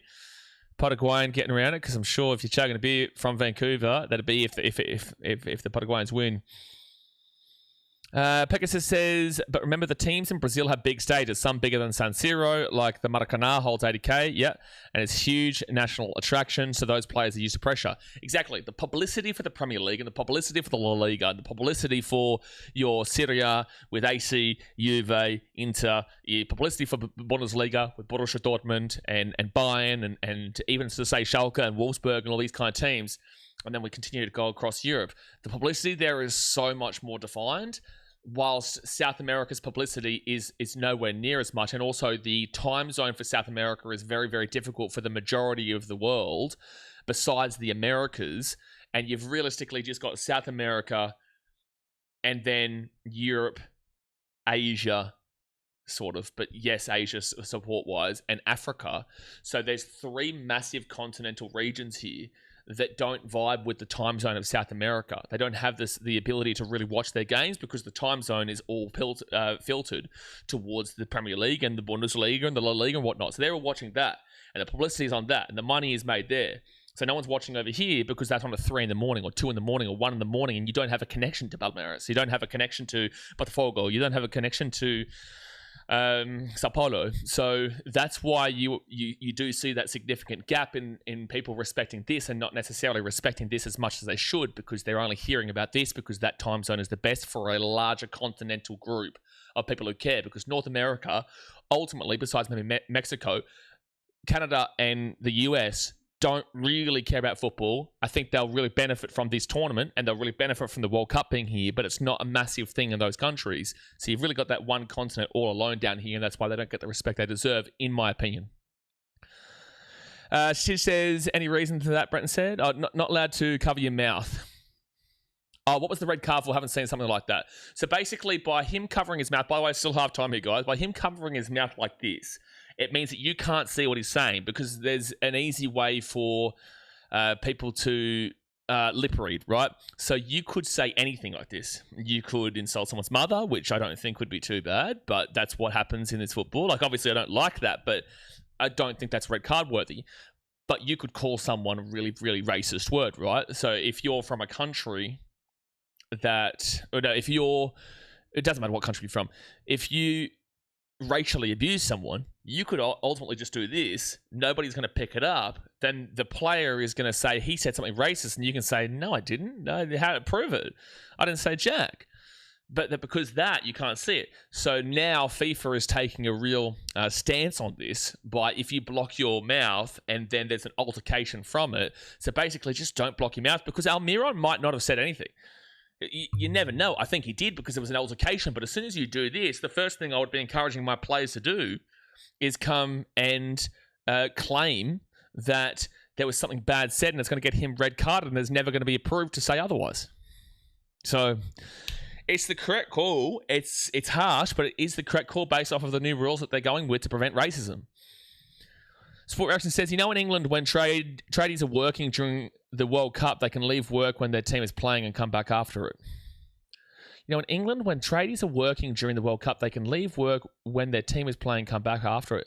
True. That's pretty cool, man. That's pretty cool. They don't need to worry about it this time because the time zone for Europe is awful for this World Cup. But welcome. Welcome to the rest of the world when the World Cup is in Europe. And the next World Cup is going to be in Spain, Portugal, and Morocco. However, the first 3 games will be in Montevideo, Rio de Janeiro, and also in Buenos Aires. They're the first 3 games. But then it will go to Saudi Arabia, which is at a pretty good time slot for this area again. And then 2038 is looking quite likely to be Australia and New Zealand. So that'll be an awful... No, that'll be a pretty good time slot for you guys in England, but it'll be more so morning day. Yeah, it'll be morning to day for you guys over in Europe. Jesus says, hey, dude, I don't know if you missed my comment, but much love from Canada. No, I read your comment out already, man. Yeah, I said, get that beer down here, son. Chug that beer. Chug that beer, big fella. Get a couple in there. Slap a couple in. What are you going to stop at 1? What do you think this is? What do you think this is? Get a couple in there. Shove them down. Pegasus says, but I appreciate you for getting around and support the channel. We are live for pretty much, not every game, but pretty much every game. We're doing our best. We'll be live for 2 more games tonight. We do rugby league here on this channel as well, so I've got 3 games right after this that I'll be streaming for league, but we've also got Netherlands versus Sweden tonight, which could be a really good game, and then we also have Germany versus the Ivory Coast, which could be a really good game, and I'm looking forward to see if Germany can continue on from that 7-1 win over Curaçao, because they were 1-1 at one stage, but they did come out and win 7-1. Now, the Turkish team are coming out here for the second half. The second half is about to get started here, guys, so hit that thumbs up button and subscribe if you're new around here. Katzen said, as soon as the World Cup is over, the USA will be back to default settings trust. I don't agree with you. I can see where you're coming from, and I wouldn't be surprised if you're right, but I don't agree with you on the sense that I think that right now they're coming together quite well, and they're recognizing how significantly large football is around the world. They have never understood this. They've always been so heavily focused on the NFL and the NBA and the baseball and the hockey. They've been so specifically focused on this that they haven't respected football, because also the time zone isn't spectacular, but it's still been completely fine. I think that they will get a lot more into it. I don't think that they're going to get too heavily into the MLS, but they might. However, you will see a larger influx of fans from America. It just comes down to how the USMNT are able to capitalize on the interest. Unlike Australia, where they failed to capitalize on the interest because of the schmozzle that happened with the A-League, and they changed the grand final and all that sort of stuff, all the positivity, the Australians are flying. They're like, shit, we just went all the way against Argentina and only lost 2-1, and they went on to win the World Cup, and we beat Denmark and Tunisia and scored first against France. Even though it was scored first against France and lost 4-1, capitalised on that. The momentum we had in Australia was massive, and then they went absolutely tanked it. Absolutely tanked it. So it all comes down to every time there's a World Cup and you're in a country that isn't necessarily a footballing-dominated world country, then you need to... It comes down to the organisation, USMNT, the APL in Australia... whatever they're called in New Zealand, all these countries, they need to capitalize on the momentum through their organization. Australia has yet to do that. I think the Americans could do it. I think they could. Especially if they go on a deep run. They have to go on a deep run, though, because Americans respect success. The Americans respect the success of it all. So if they get knocked out in the group stage, nightmare, which is why you're not seeing penalties against Australia. But the second half is about to start here. Jono says he probably said, "Your shit, but your kebab." Okay. We're going to move past that one. Aussie Spaceman says, the rule should be for opponents, you can't cover your mouth when you talk to teammates. You can cover. Yeah, but he was talking to an opponent. So sure, there's not going to... Yeah, if you're talking to a teammate, you're not going to get red carded for it. So I'm going to put this poll back up in the chat because that just ended. Who will win? We got Turkey... We got draw, and we've also got Paraguay. So there's the new poll in the chat. Sorry, it just ended because I put it up 24 hours ago. If you have just joined us, it is 1-0 to Paraguay. They have a red card. Whoever loses this will be essentially eliminated, especially for Turkey. Not necessarily for the Paraguayans, but likely. But Paraguay next week will not have Almiron play. Regardless. Tata says, who will Australia play in the round of 32 if they finish second in the group? Well, it completely depends on how the New Zealand, Belgium, Egypt, and... Who's the other game?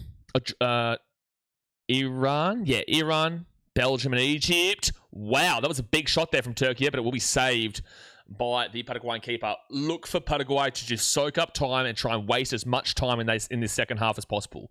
They are not going to play with a high energy and a high emphasis in getting the ball away. And they're just not going to do it. But with that being said, there is now limits in regards to how long you can soak up. But just know that they're not going to put pressure in regards to putting pace into this ball. So yeah, it just comes down to, if we come second, we will play whoever comes second out of Belgium, Egypt, Iran, and New Zealand. I don't want to play Belgium. I don't actually mind playing Egypt. I think we could be okay against them. I'd love to play the Kiwis. Sorry, Kiwis. We haven't lost to you guys since 2003. And I'm pretty certain we've drawn both our recent games with Iran, so I wouldn't mind an Iran game. Easy win. No, I'll never say easy win, but it's a good chance of a win. It's our best chance of a win, obviously.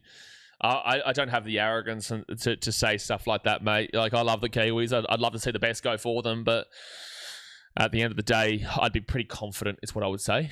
I'd be confident. We beat them last year 3-1 and 1-0. The 1-0 kind of scares you a bit, though. All right, so a corner here. You're going to see a lot of these in this second half from Turkey. Yeah, they're going to put this ball in. They'll head this one away. And that will go over the sideline for a throw-in.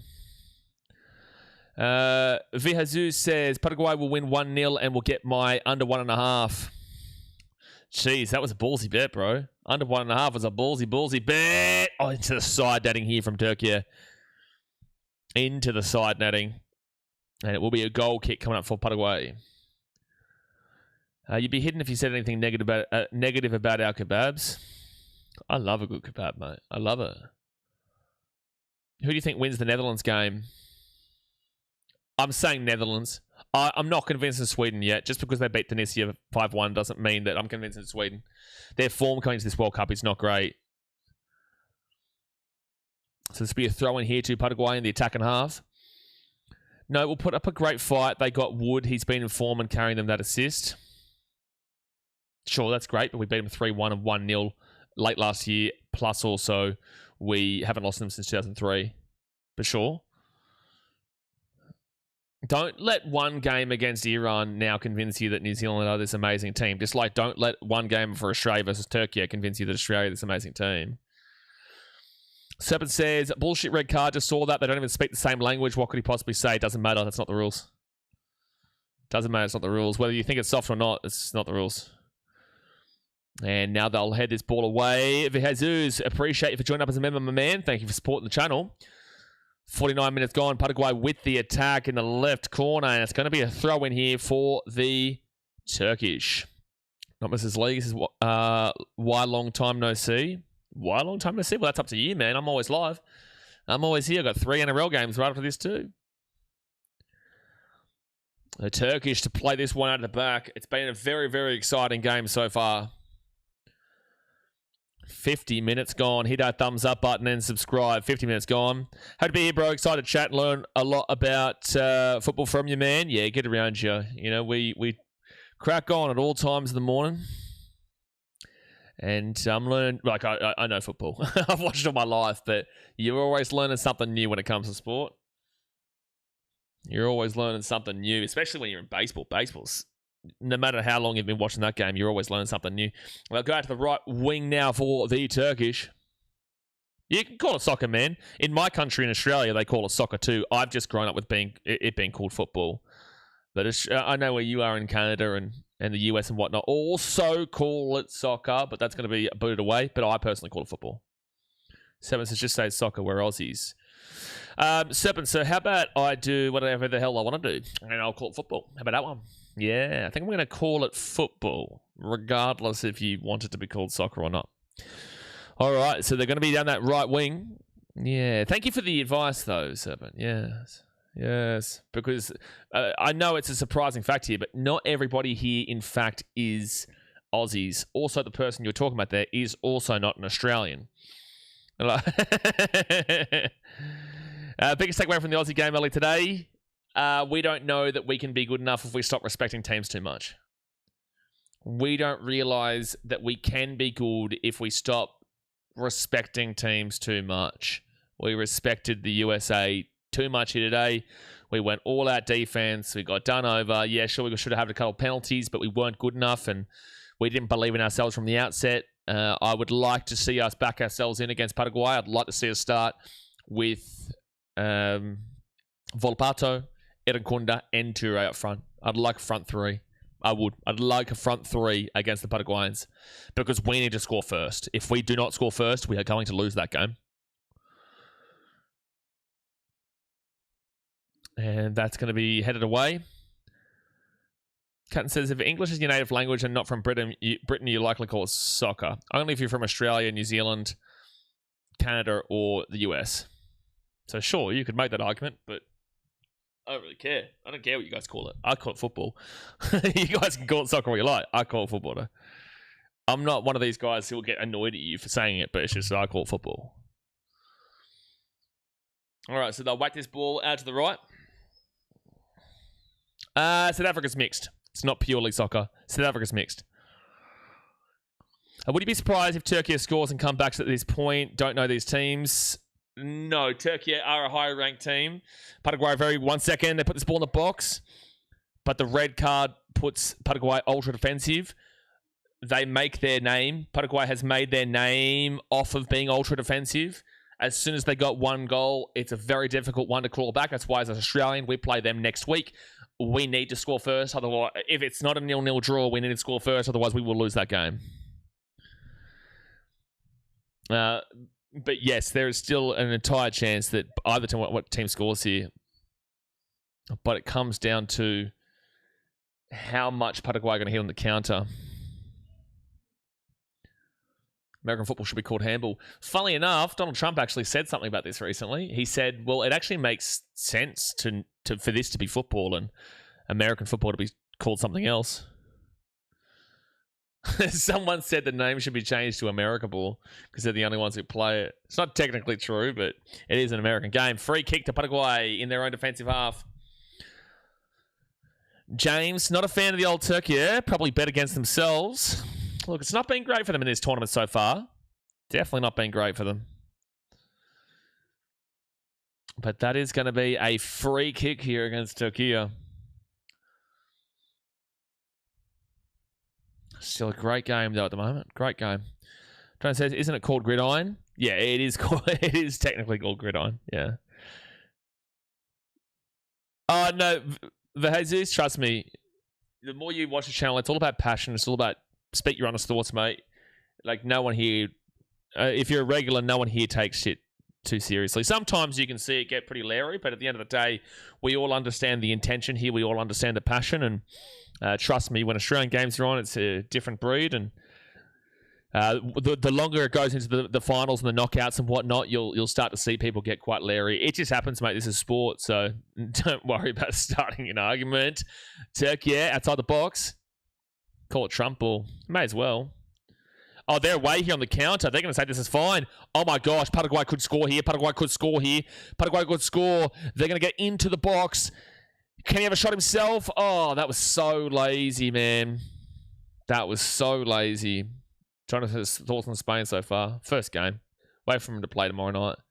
If they struggle tomorrow night against Saudi Arabia, there's a serious problem. That'll be when there's a serious problem. But for the time being, it is the first game jitters, which happens to a lot of teams, and specifically happens to Spain quite a bit too. Argentina lost to Saudi Arabia 3-2 in 2022 and ended up winning the whole World Cup. And that'll be hit over the sideline for a throw-in here to the Turkish. Still 35 minutes left here for the Paraguayans to hold out.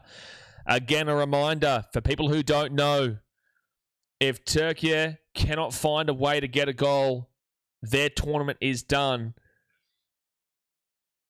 If they cannot find a way to at least draw this game, if they lose this, their tournament, they are eliminated. They will finish in fourth, no matter how much they win by next week against the US. They are desperate for a goal. And they whip that ball in. Oh, that's a spicy cross. Spicy cross from the Turkish, but it will go out for a goal kick. Pegasus says, I live in America, and then to say football and American football to differentiate the two games, yeah. Jeez, yeah, exactly right. Like, he's saying, what more do you want me to do here? It's a beautiful ball into a beautiful area, but they just do not have a man that can put his head onto the ball. They just don't. They don't have a player that can put his head on the ball and put it in the back of the net. Okay, so as you just said, I feel we played our best Tokia. Okay, so how have you spelt it that poorly? How have you spelt Turkey? Just put Turkey, bro. I pronounce it like they like because I try to be respectful. But what is Tokayer? What is Tokayer? It's literally on the screen, my man. What do you mean? Just call him Turkey. What are you doing? They whip this ball over the top. Good chance! Oh, over the bar and wide. Çalhanoğlu. Tokia is crazy. Should go back to 32 teams. FIFA agreed. No, this has been a fantastic World Cup. I disagree. I think people are coming to terms with the fact that this is better. I think this is better. It's not like you've seen these absolute blowouts on a regular occasion, which was the whole purpose of why people had frustration of the extensions. It's giving chance of teams that would never be in the knockouts to potentially get to the knockouts. Tokyo might score. Are we talking about Tokyo? Are we talking about Tokyo? He'll end up calling them takeaway at this point. Well, I am pretty hungry, to be fair. Oh, geez. I might be a tad bit late for that NRL game between the Tigers and Dolphins at this point. Because of that red card and the extra time, might be a little bit late over there. All right, so they're going to whip that ball in. Nope, that's going to be Paraguay who get this ball away.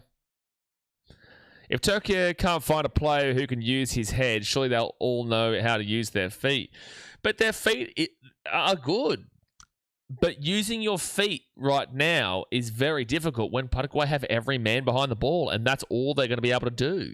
They've got a red card. And they would have been like this regardless. Big shot outside the box, saved by the keeper. And, oh my gosh, the keeper's made an absolute kerfuffle out of that, but he will finally end up on top of the ball. He will end up on top of it in the end. And now he's claiming an injury here. Yeah, he's trying to waste a little bit of time. A little bit of a deflection made this a hard one. Yeah, geez, that could have gone anywhere. That could have gone into the back of the net, but it does not. And Paraguay saved themselves. They saved their bacon here today.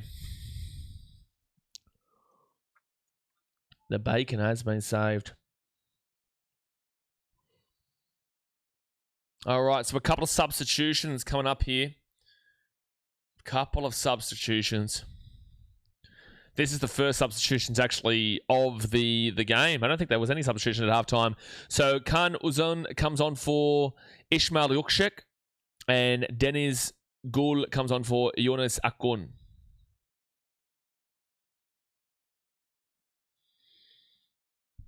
All right. My auntie used to say that all the time. Your grandma saved your bacon. Bacon saved, mate. This game might still be on for when the Finns Tigers game starts. That game starts in 30 minutes time. This game just over 35, about 35 minutes time. This game finishes in 31 minutes time, but that's not accounting for added time. So there might be a couple of minutes that I'm a bit late for.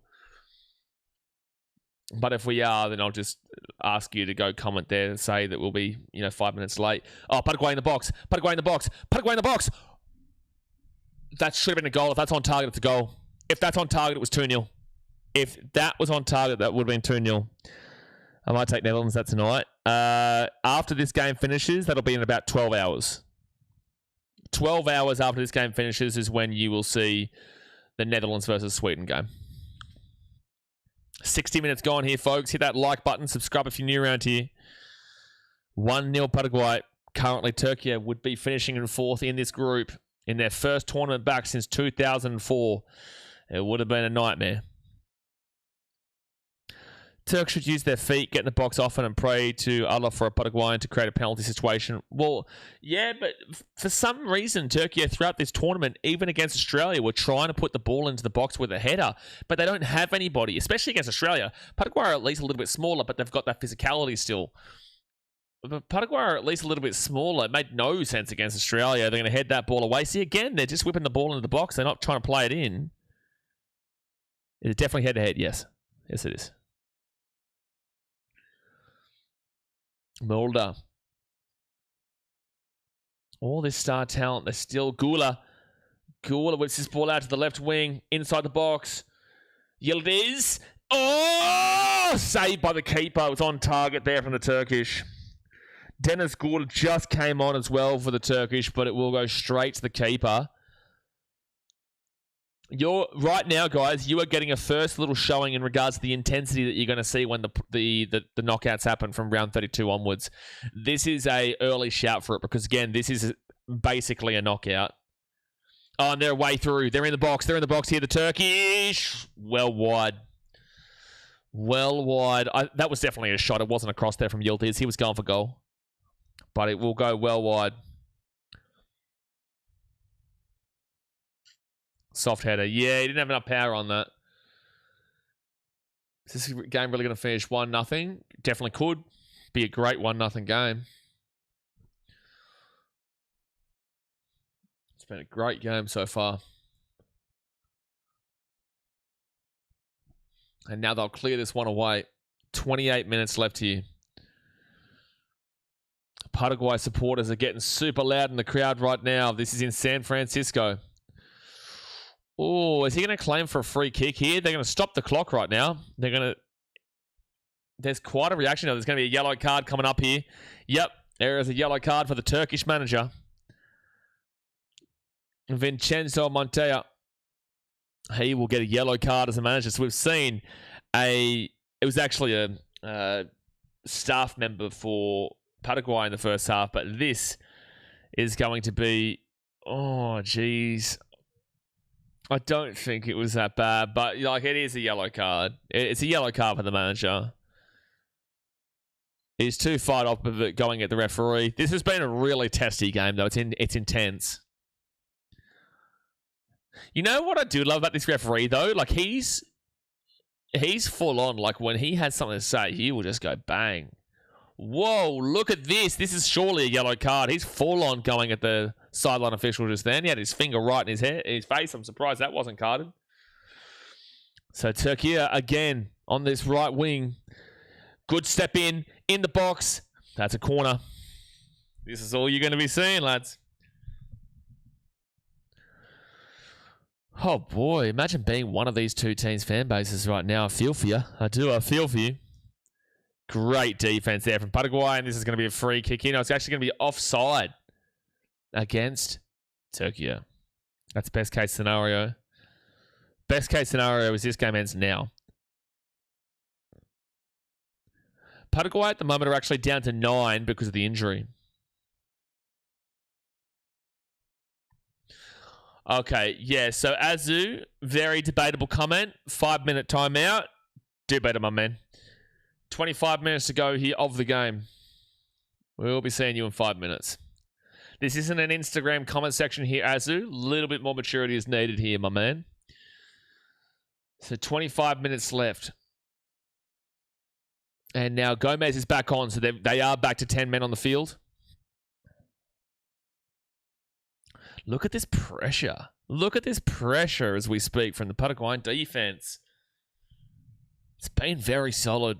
This is what we expected, and they could have absolutely done this against the Americans had they gone up that 1-0 last week, but they just did not, and then they just collapsed under the pressure. Paraguay going to let shots like that come in all day, every day. This ref is a boss. I love him. I love this ref, to be honest with you. He's full on. But Paraguay are going to be happy with shots like that from the Turkish all day, every day, and twice on damn well Saturdays. Or Friday over there.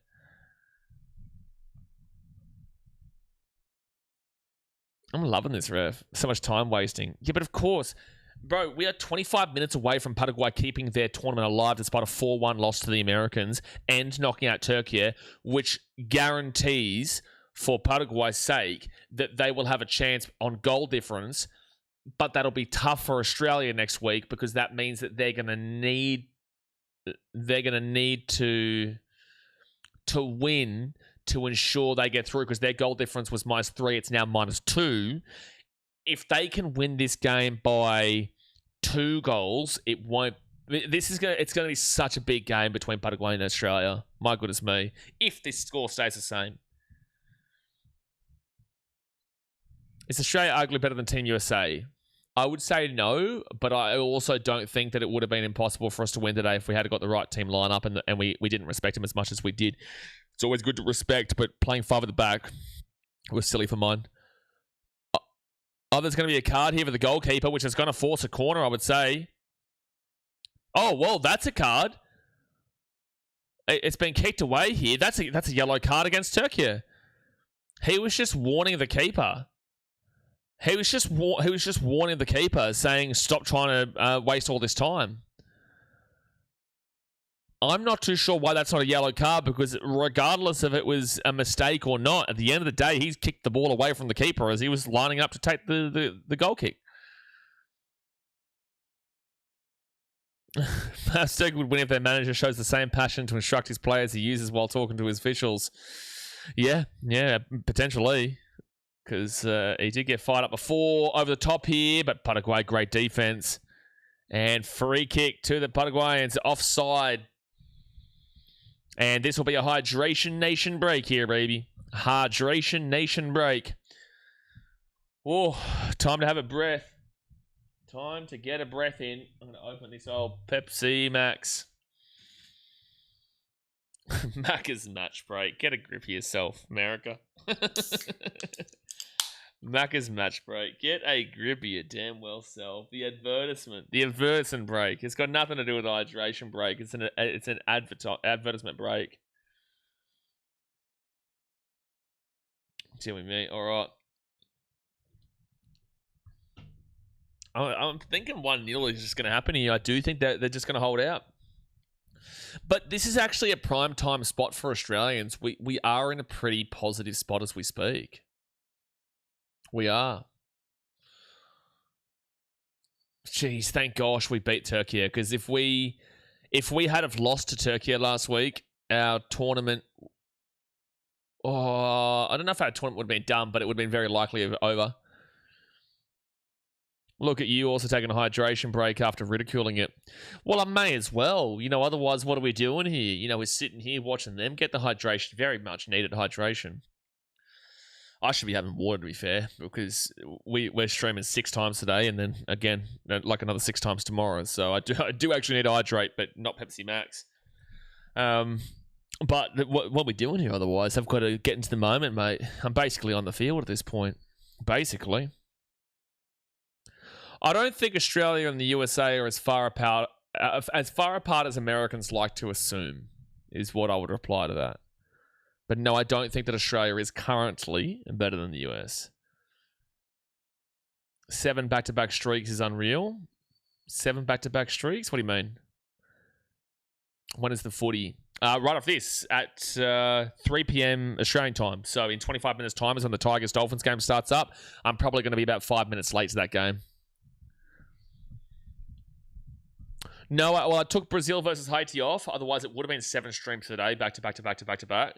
I took Brazil versus Haiti off. Otherwise, yeah, we did Scotland, Morocco, Australia versus USA. This game, Tigers, Dolphins, Titans, Panthers, and then the final game, which is the Bulldogs, Manly. And then I'll rest and we'll be back live for Netherlands, Sweden, Germany, Ivory Coast. But everything to play for here. 20 minutes to go of the game. It is 70 minutes gone. Hit that like button. Subscribe if you're new around here. 1-0 Paraguay. Right now, Turkey would be eliminated. Paraguay have had a red card since just before half-time. Almiron will not play next week for Turkey, Paraguay against Australia, which is a massive, massive loss for them. Especially on the goal-scoring front. Kadioglu will come off here for Turkey. And El Mali will come on. They've got 1 sub remaining. They've got time, but they are running out of it. Kodo says, I wouldn't want to play against Paraguay if they make the round of 32, honestly. Yeah, I would agree with you. Here's a yellow card here for who? Who's the yellow card for here? Who is he? Yeah, the referee's asking the question of both benches here. Like, what's going on? Aaron Elamali, who just came on the field, he's quite literally just come on the field a few seconds ago, is already on a yellow card. That's crazy stuff. If Paraguay score again, I reckon end the stream for a bit of a break, even though it may be a small one. No. I'll finish the game. No, I slap him down, mate. What are you thinking? What do you think? I slap it down. Aaron El Mali has been on for dead set like 20 seconds before that yellow card. No, trust me, 2 goals lead can definitely be taken down. Seen that plenty of times before. Not that I think it would happen, but it definitely can happen. Turkey is slacking big time. No. Paraguay have been very good. They head the ball back down. Oh, there was a chance on the edge of the box. Paraguay can't put too many men forward. You've got a red card here. Wow, that's good defense to block that from going over. And they allow Turkey to get the space up the middle again. But at least they have the players back now. Patch says, go Paraguay, let's go Australia. This would help over the bar. And it will be a goal kick here. This did not show patience there. You can see the frustration on the crowd there from the Turkish. They were coming into this being called the dark horses. They were coming into this tournament being told that they could go on a very, very deep run. They had the team there. And I said before the tournament started, that's all well and good, but they still only played teams like Bulgaria and Georgia. They drew 2-2 with Spain, but they also lost 6-0 to Spain. Yes, they beat Georgia and Bulgaria, who are ranked in the 80s and the 90s. This Turkish team, whilst they have some quality about them and some quality players, they don't play as a team collective in regards to up front. They can't seem to score the goal. They don't have a main talisman up front that can head the ball into the back of the net, and they pass the ball with big crosses into the box for a man to head the ball down when they don't have tall strikers. They don't have tall men up front, and they struggle with it.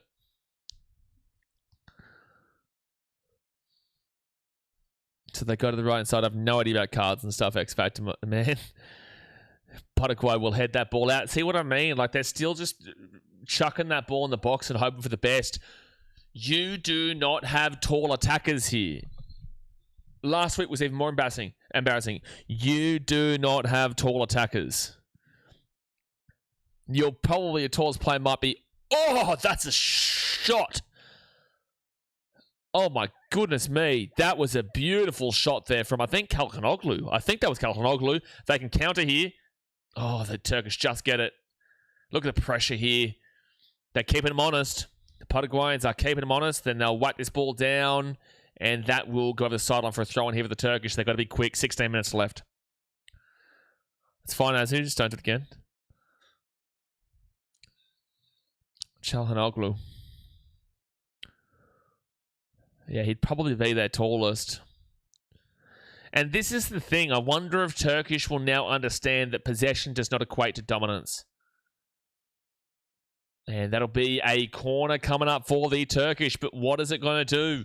What can you provide here? You don't have the men to put the header on. If you do, it'll be amazing. But you don't have the men to put the header on right now, man. You don't. So 15 minutes left here. Aragula. He'll put a good ball in the box. And that'll be headed over the top of the bar. It's actually going to be a corner. A corner again here. So they'll have to switch sides. Aragula has to go from one side to the other.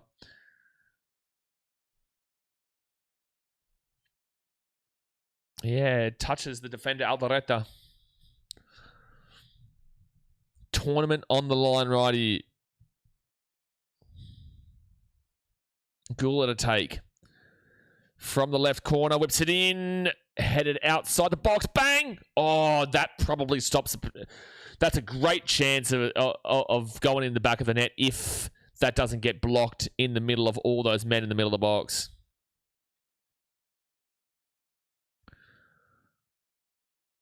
$14 minutes to go here. It's almost as if they're crossing it in, hoping a defender gets an own goal. Yeah, pretty much. Pretty much, man. Out down the left wing. Oh, headed back in. And that's going to be another corner. Sean Smith says, Turkey had 50 shots in this cup. Still no goal. Correct. But yet they'll still say they dominated both games, which is why they need to adjust their mindset to possession does not equate to dominance. But there's still time here for them. They get it in. Chance. Handball, and it will be a free kick for the Paraguayans inside their own box. Dennis Gould with the handball.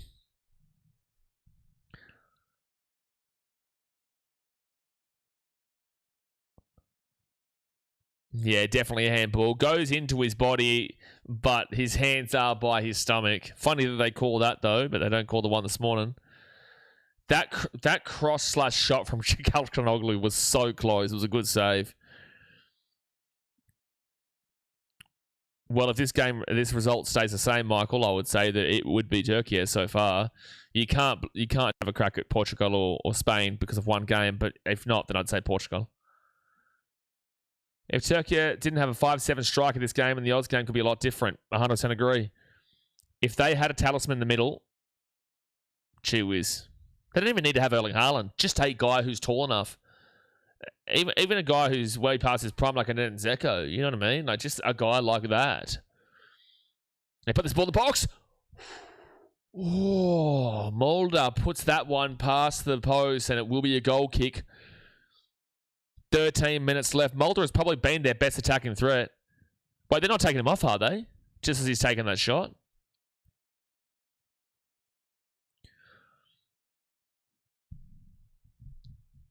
Peter Crouch. Oh, jeez. Peter Crouch. That's going back.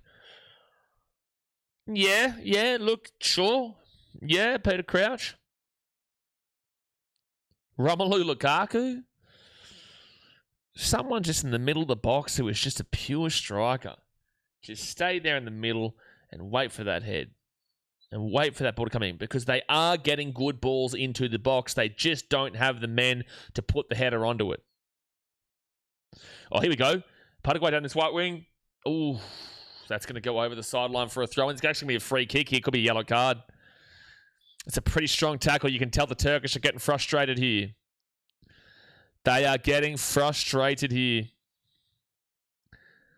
I just want to know where this was in the USA game. Everyone, if they had scored first, this is where it would have been. Again, this is their first time at a World Cup in 16 years since South Africa 2010. They were going up against the tournament hosts, very loud country, online, in football. The Americans came in with pressure early, scored a goal, then they collapsed under the pressure of their first tournament in 16 years, plus also the fact that they just collapse under the noise of it all. I think if Paraguay played again, and the Americans were talking about this too, like if they'd have gone down early, it would have been probably very similar to this. I still feel like the Americans probably hold on. The referee is getting really leery here. It's going to be a throw-in. Actually, he's not going to call a free kick. If Paraguay had scored early, that would have been a whole different ball game. I promise you. Because this is how they played in World Cup qualifiers. Right here. Back into the middle. And now Turkey, they're going to try and push it up again. They started up again. Danny Welbeck. No, I'd probably want still bigger, really. You need a really tall guy. Get Yao Ming. Get Shaquille O'Neal in the middle. And lay it out wide. Yildiz. Out to the edge of the box. Yildiz in the box. Takes it down nicely. Good chance outside the box. Good takedown, though. Back inside. Oh, you need to be doing better with that shot, mate. You need to be doing better with that shot. You had a free shout. You need to be getting that on target. It's like when I complained about Voltato today. If you're getting a free shout in the middle of the box, you have to be putting that on target. You are not going to get opportunities like that many times here today in this last 10 minutes. 10 minutes to go here, folks. 80 minutes gone. Hit that thumbs up button and subscribe. Pegasus says, by the way, I'm enjoying your passion while calling the game. And of course, this New Yorker is practicing his Aussie accent with your commentaries. Yeah. It's funny because my accent, whilst I feel like you probably going to think it's strong, it's not even that strong compared to, most Aussie accents. I can really thicken it up for you, but no, that's like a Texan accent. That was awful. G'day, mate. Struth, copper. There you go. But it's impressive if you... I know, obviously, you speak English as a first language, but Australians do speak quite fast. I feel like Americans do speak a little bit slower in the way that they speak, but Australians, we do speak quite fluently in regards to the pace of it all. So you're doing well. If for anybody who's not their first language is English and you can hear what I'm saying and understand it, God bless you. You're doing well. You're doing well. And they'll whack this ball inside. Now it comes out to the left wing. At the very least now, Americans, you'll get, streams that are a lot more... Oh, my gosh. How has he not scored? How many more chances are you going to get like this, Turkey? It's just missed the post. Just missed the goal by about a metre. Like, Blaze isn't even Australian anymore. Ask him when he last stepped foot in the country. November, mate. November 2026. I will be back in Sydney then. Even though I'm from the Gold Coast, but I'm going to try and get past the Goldie. But I'll be back in Sydney because I have to go to a wedding down South Coast, New South Wales. So take that, Lagan. Take that. Hey, I don't want to hear it from a New South Welshman right now, mate. We're the current champions and we're playing at Suncorp. Good luck. I don't want to hear it from a New South Welshman at the moment. The Outback Aussies talk with their nostrils. G'day, mate. Truth. And we don't say shrimp. That's an Americanized term. It's prawn to us. But chuck prawn on the barbie doesn't sound as good as chuck a shrimp on the barbie. But with that being said, it's because we've been told to think that. In the box, good chance. No, doesn't get onto a head again. It's going to be a throw in here for the Paraguayans. Chuck says, hi, disappointed Scotland lost. Wanted them to go through. Happy to see USA do well. Happy to see Oz do well. Need Brazil to do well. Well, Brazil are going through. They're already on 4 points, and they're probably just going to top that group, especially with their goal difference now. Hopefully Turkey can go through. It doesn't look likely. They need a goal in the next 7 minutes, otherwise they're out. They are out of this tournament today if they do not score at least a goal in the next 7 minutes of this game. They must get a result here, otherwise they will finish fourth because Australia hold the tiebreaker over them. Paraguay hold the tiebreaker over them. Both of those teams would be on 3 points. The USA are on 6 points, 1 game left, 3 points on offer. Turkey can win and then still finish in fourth. This next 7 minutes is their tournament done and dusted if they cannot do it. Results holds is Turkey being eliminated the biggest shock of the tournament so far. Yeah, for sure, so far. It's the first. Oh, Haiti are the first team to get knocked out. They lost today 3-0, and they lost their first game with Scotland 1-0. By the way, Scotland are probably going to go through. Chucks, I don't know what you mean by wanted them to go through. Disappointed they lost, but they're probably going to go through anyway. Well, they're not probably going to go through, sorry, but they've got a good chance of going through in third. So Paraguay. They put this ball inside. Oh my gosh, that's just saved your tournament, Turkey. It's going to be a corner here. Oh, flag was up. Goalkeeper was not allowing that one to go in, though. Emre Gula. Is he part Turkish? That does sound. It sounds like a Turkish name. You've got You've got Gula here for the Turkish. I'm sure that means that Emre Gula has got some Turkish descent in him. Oh, he's full Turkish. Well, there you go. Yeah, Gula just sounds Turkish, so it makes sense. Like it says, Blaze. I already read that comment. Don't want to read it again. And they'll go down this right wing. They whip it in. No, that was the best chance. That was it. That was your one right there, Turkey. That was your chance right there. You cannot ask. You don't deserve to go through if you can't put this goal in the back of the net. You are right there. I cannot believe that he has not scored that here. The number 9, which is the man who's come on here for Turkey, Deniz Gül. You have to be putting that to the back of the net. You have to. Barakshi will come on here. So go off for the Turkish, and Kokçu will come on. Orkun Kokçu. You have to be putting that on target. You have to be scoring in that situation. That's outrageous that he hasn't scored there. Can someone please go and comment on that next stream, the Dolphins and Tigers, and say I'm just going to be about 5 minutes late or so? Because this game, and let them know it's because of the Turkey-Paraguay game. That will go out for a goal kick here. No, it's corner. Another corner coming up. Arda Gula. They've had their chances. Yeah, someone who's about to watch that NRL stream, please go let the NRL chat just know that I'll be there about 5 minutes late, because that's meant to start in 5 minutes, and this has still got 5 minutes to go plus added time. They whip the ball in the box, headed away. That is going to be a foul. That is a foul, free kick. This game is dragging for me. I'm loving this game, Marcel. I am absolutely loving this game. Baddie alert. Baddie alert. 4 minutes to go here. This has been an awesome game. Chuck says, from 20 years ago, Okan, Emre, Hakan Şükür, Hassan Sas, I hope Ghana do well on Tuesday. Who are the Ghanaians playing on Tuesday? Who's their group again? I can't remember. Forgive me, I've been streaming since 1:30 a.m. It's 12 p.m. for me, and I've got 3 more streams, man, so forgive me. 3 minutes to go here. They whack this ball, but the keeper's going to surely be able to get this one. He'll let it bounce. He'll let it bounce. And he will grab that one and soak up as much as he can.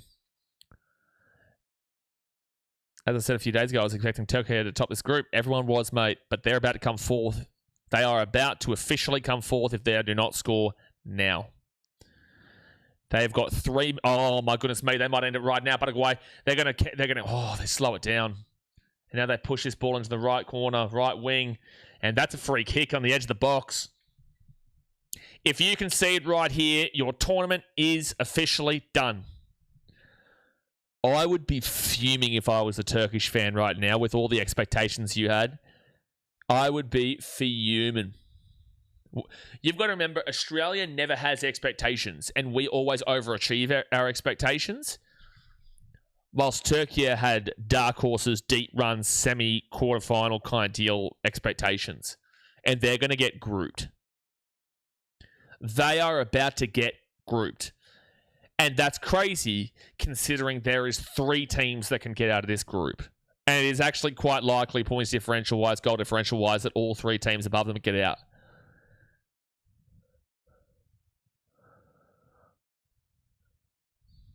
Paraguay, Ciso puts the ball in the area, headed up, headed out. Still Paraguay ball. They head it back into the box. Then it's headed away. Ciso chasing this one down. I don't even give away a free kick. That should be a free kick to Paraguay. That should have been a free kick to Paraguay there. They'll come back to the keeper.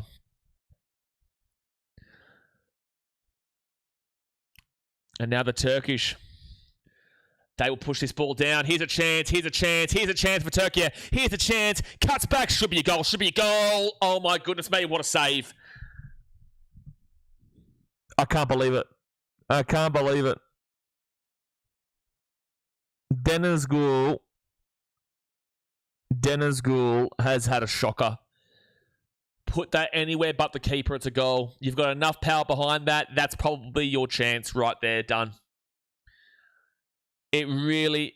He would have been offside on the follow-through if he had to put it into the back of the net. Oh, no. Deniz Gul was the one offside. No, he wasn't the one who took the shot.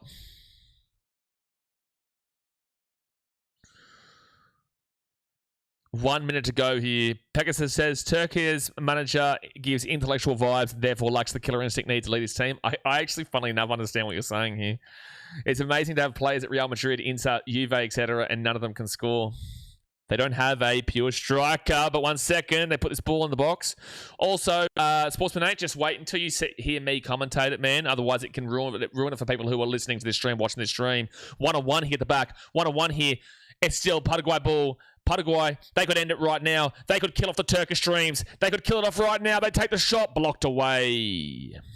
So just wait until you hear me commentate. Otherwise, it can ruin it for people in the chat. I've got Dolphins to win at Kokomu, but I wouldn't be surprised if either one of those two teams choke it. 90 minutes gone here, folks. 7 added minutes. 7 added minutes. Hit that thumbs up button. Subscribe if you're new around here. 7 added minutes. Shay did something to them in the first game. We hit their confidence massively. Yeah, you got Aaron Kundud. You did. Don't start, Chuck. Don't start with the biggest England fan here. I think the ref gives another extra 5 minutes on top of the 7 added minutes like the first half. That was disgraceful, man. That was so bad.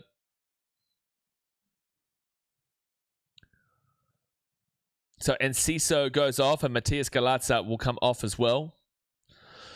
Well, hey, listen. I didn't get the prediction right, but I said this was entirely possible, didn't I? I said it was entirely possible before the game started. Community, I will be there. As soon as this game finishes, I'll be over there for the Dolphins-Tigers game. As soon as this game finishes, in about 5 minutes' time, I'll be over there to stream that game. I'll be a tad little bit late, only about 5 minutes or so. But I've got to finish this game here, man. And there is an injury, so he's going to be carted off the field here. 6 minutes left of added time, but there'll be a bit of added here for the fact that there is an injury. Don't worry, man. We've got 3 games of rugby league we're doing today. I'll only miss about 5 minutes of the first game.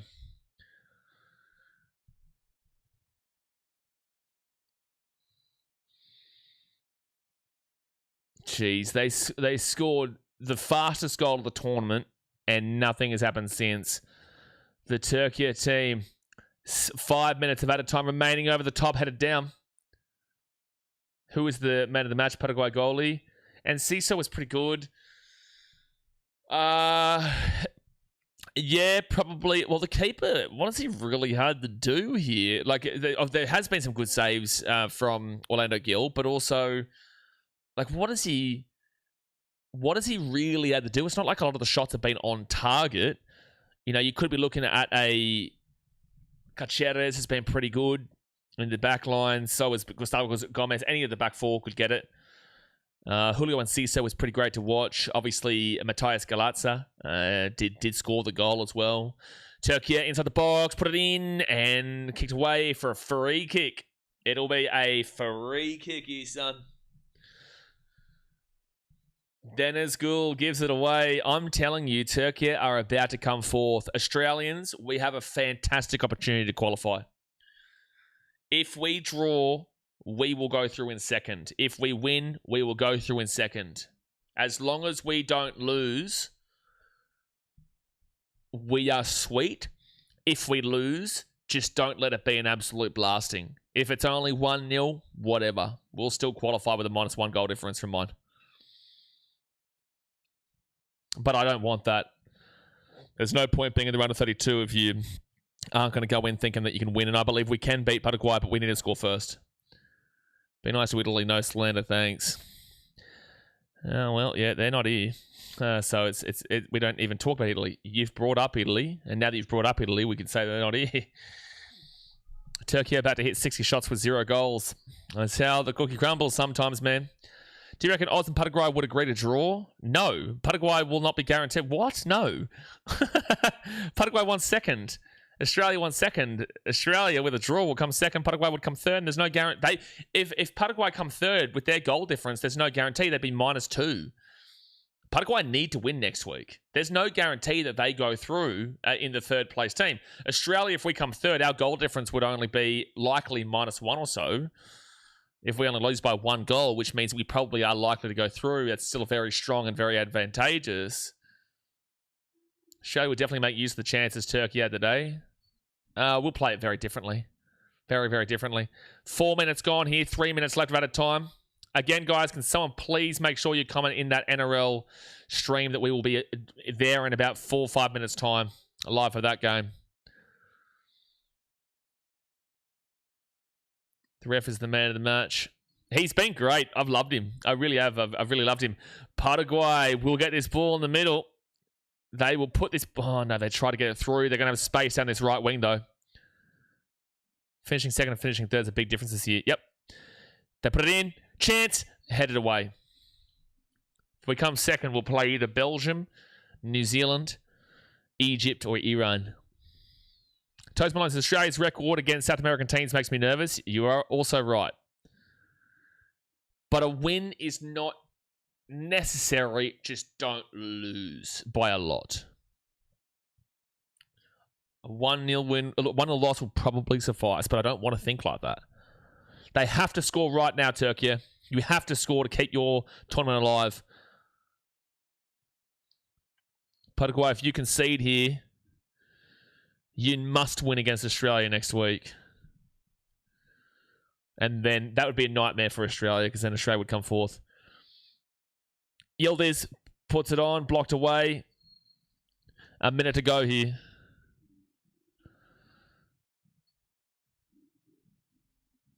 They're going to curl this one around. Push this one down into the box, headed away again. 1 minute to go of added time. I think there'll probably be another minute added on, however. Some of the Turkish players are crying. Yeah, because this has been a disappointing tournament by a massive margin. This will be... Like, seeing a team like Turkey get grouped is huge. It's huge. Has any team lost a World Cup game with a man advantage? Yeah, playing... That was it. That was the one right there. That was the one right there. They've lost the game. You get your chances. You take your chances. He's headed it and missed the goal by this much. That's the game right there. Oh, he found the smallest gap. He had a header. He should have put that on target. It should have been 1-1. Stop it. Can't touch this. No matter what, Australia cannot come last in our group. That was the opportunity right there, right there. The bing, bang, boom. That was the one right there. All right, over the top. 7 minutes gone. So any moment now when the referee blows this whistle, it's all over Red Rover for the Turkish. Doesn't matter what happens with USA next week. It does not matter how much time is left. The Turkish will have probably one last attack here. They're pushing up front, out to the right-hand side.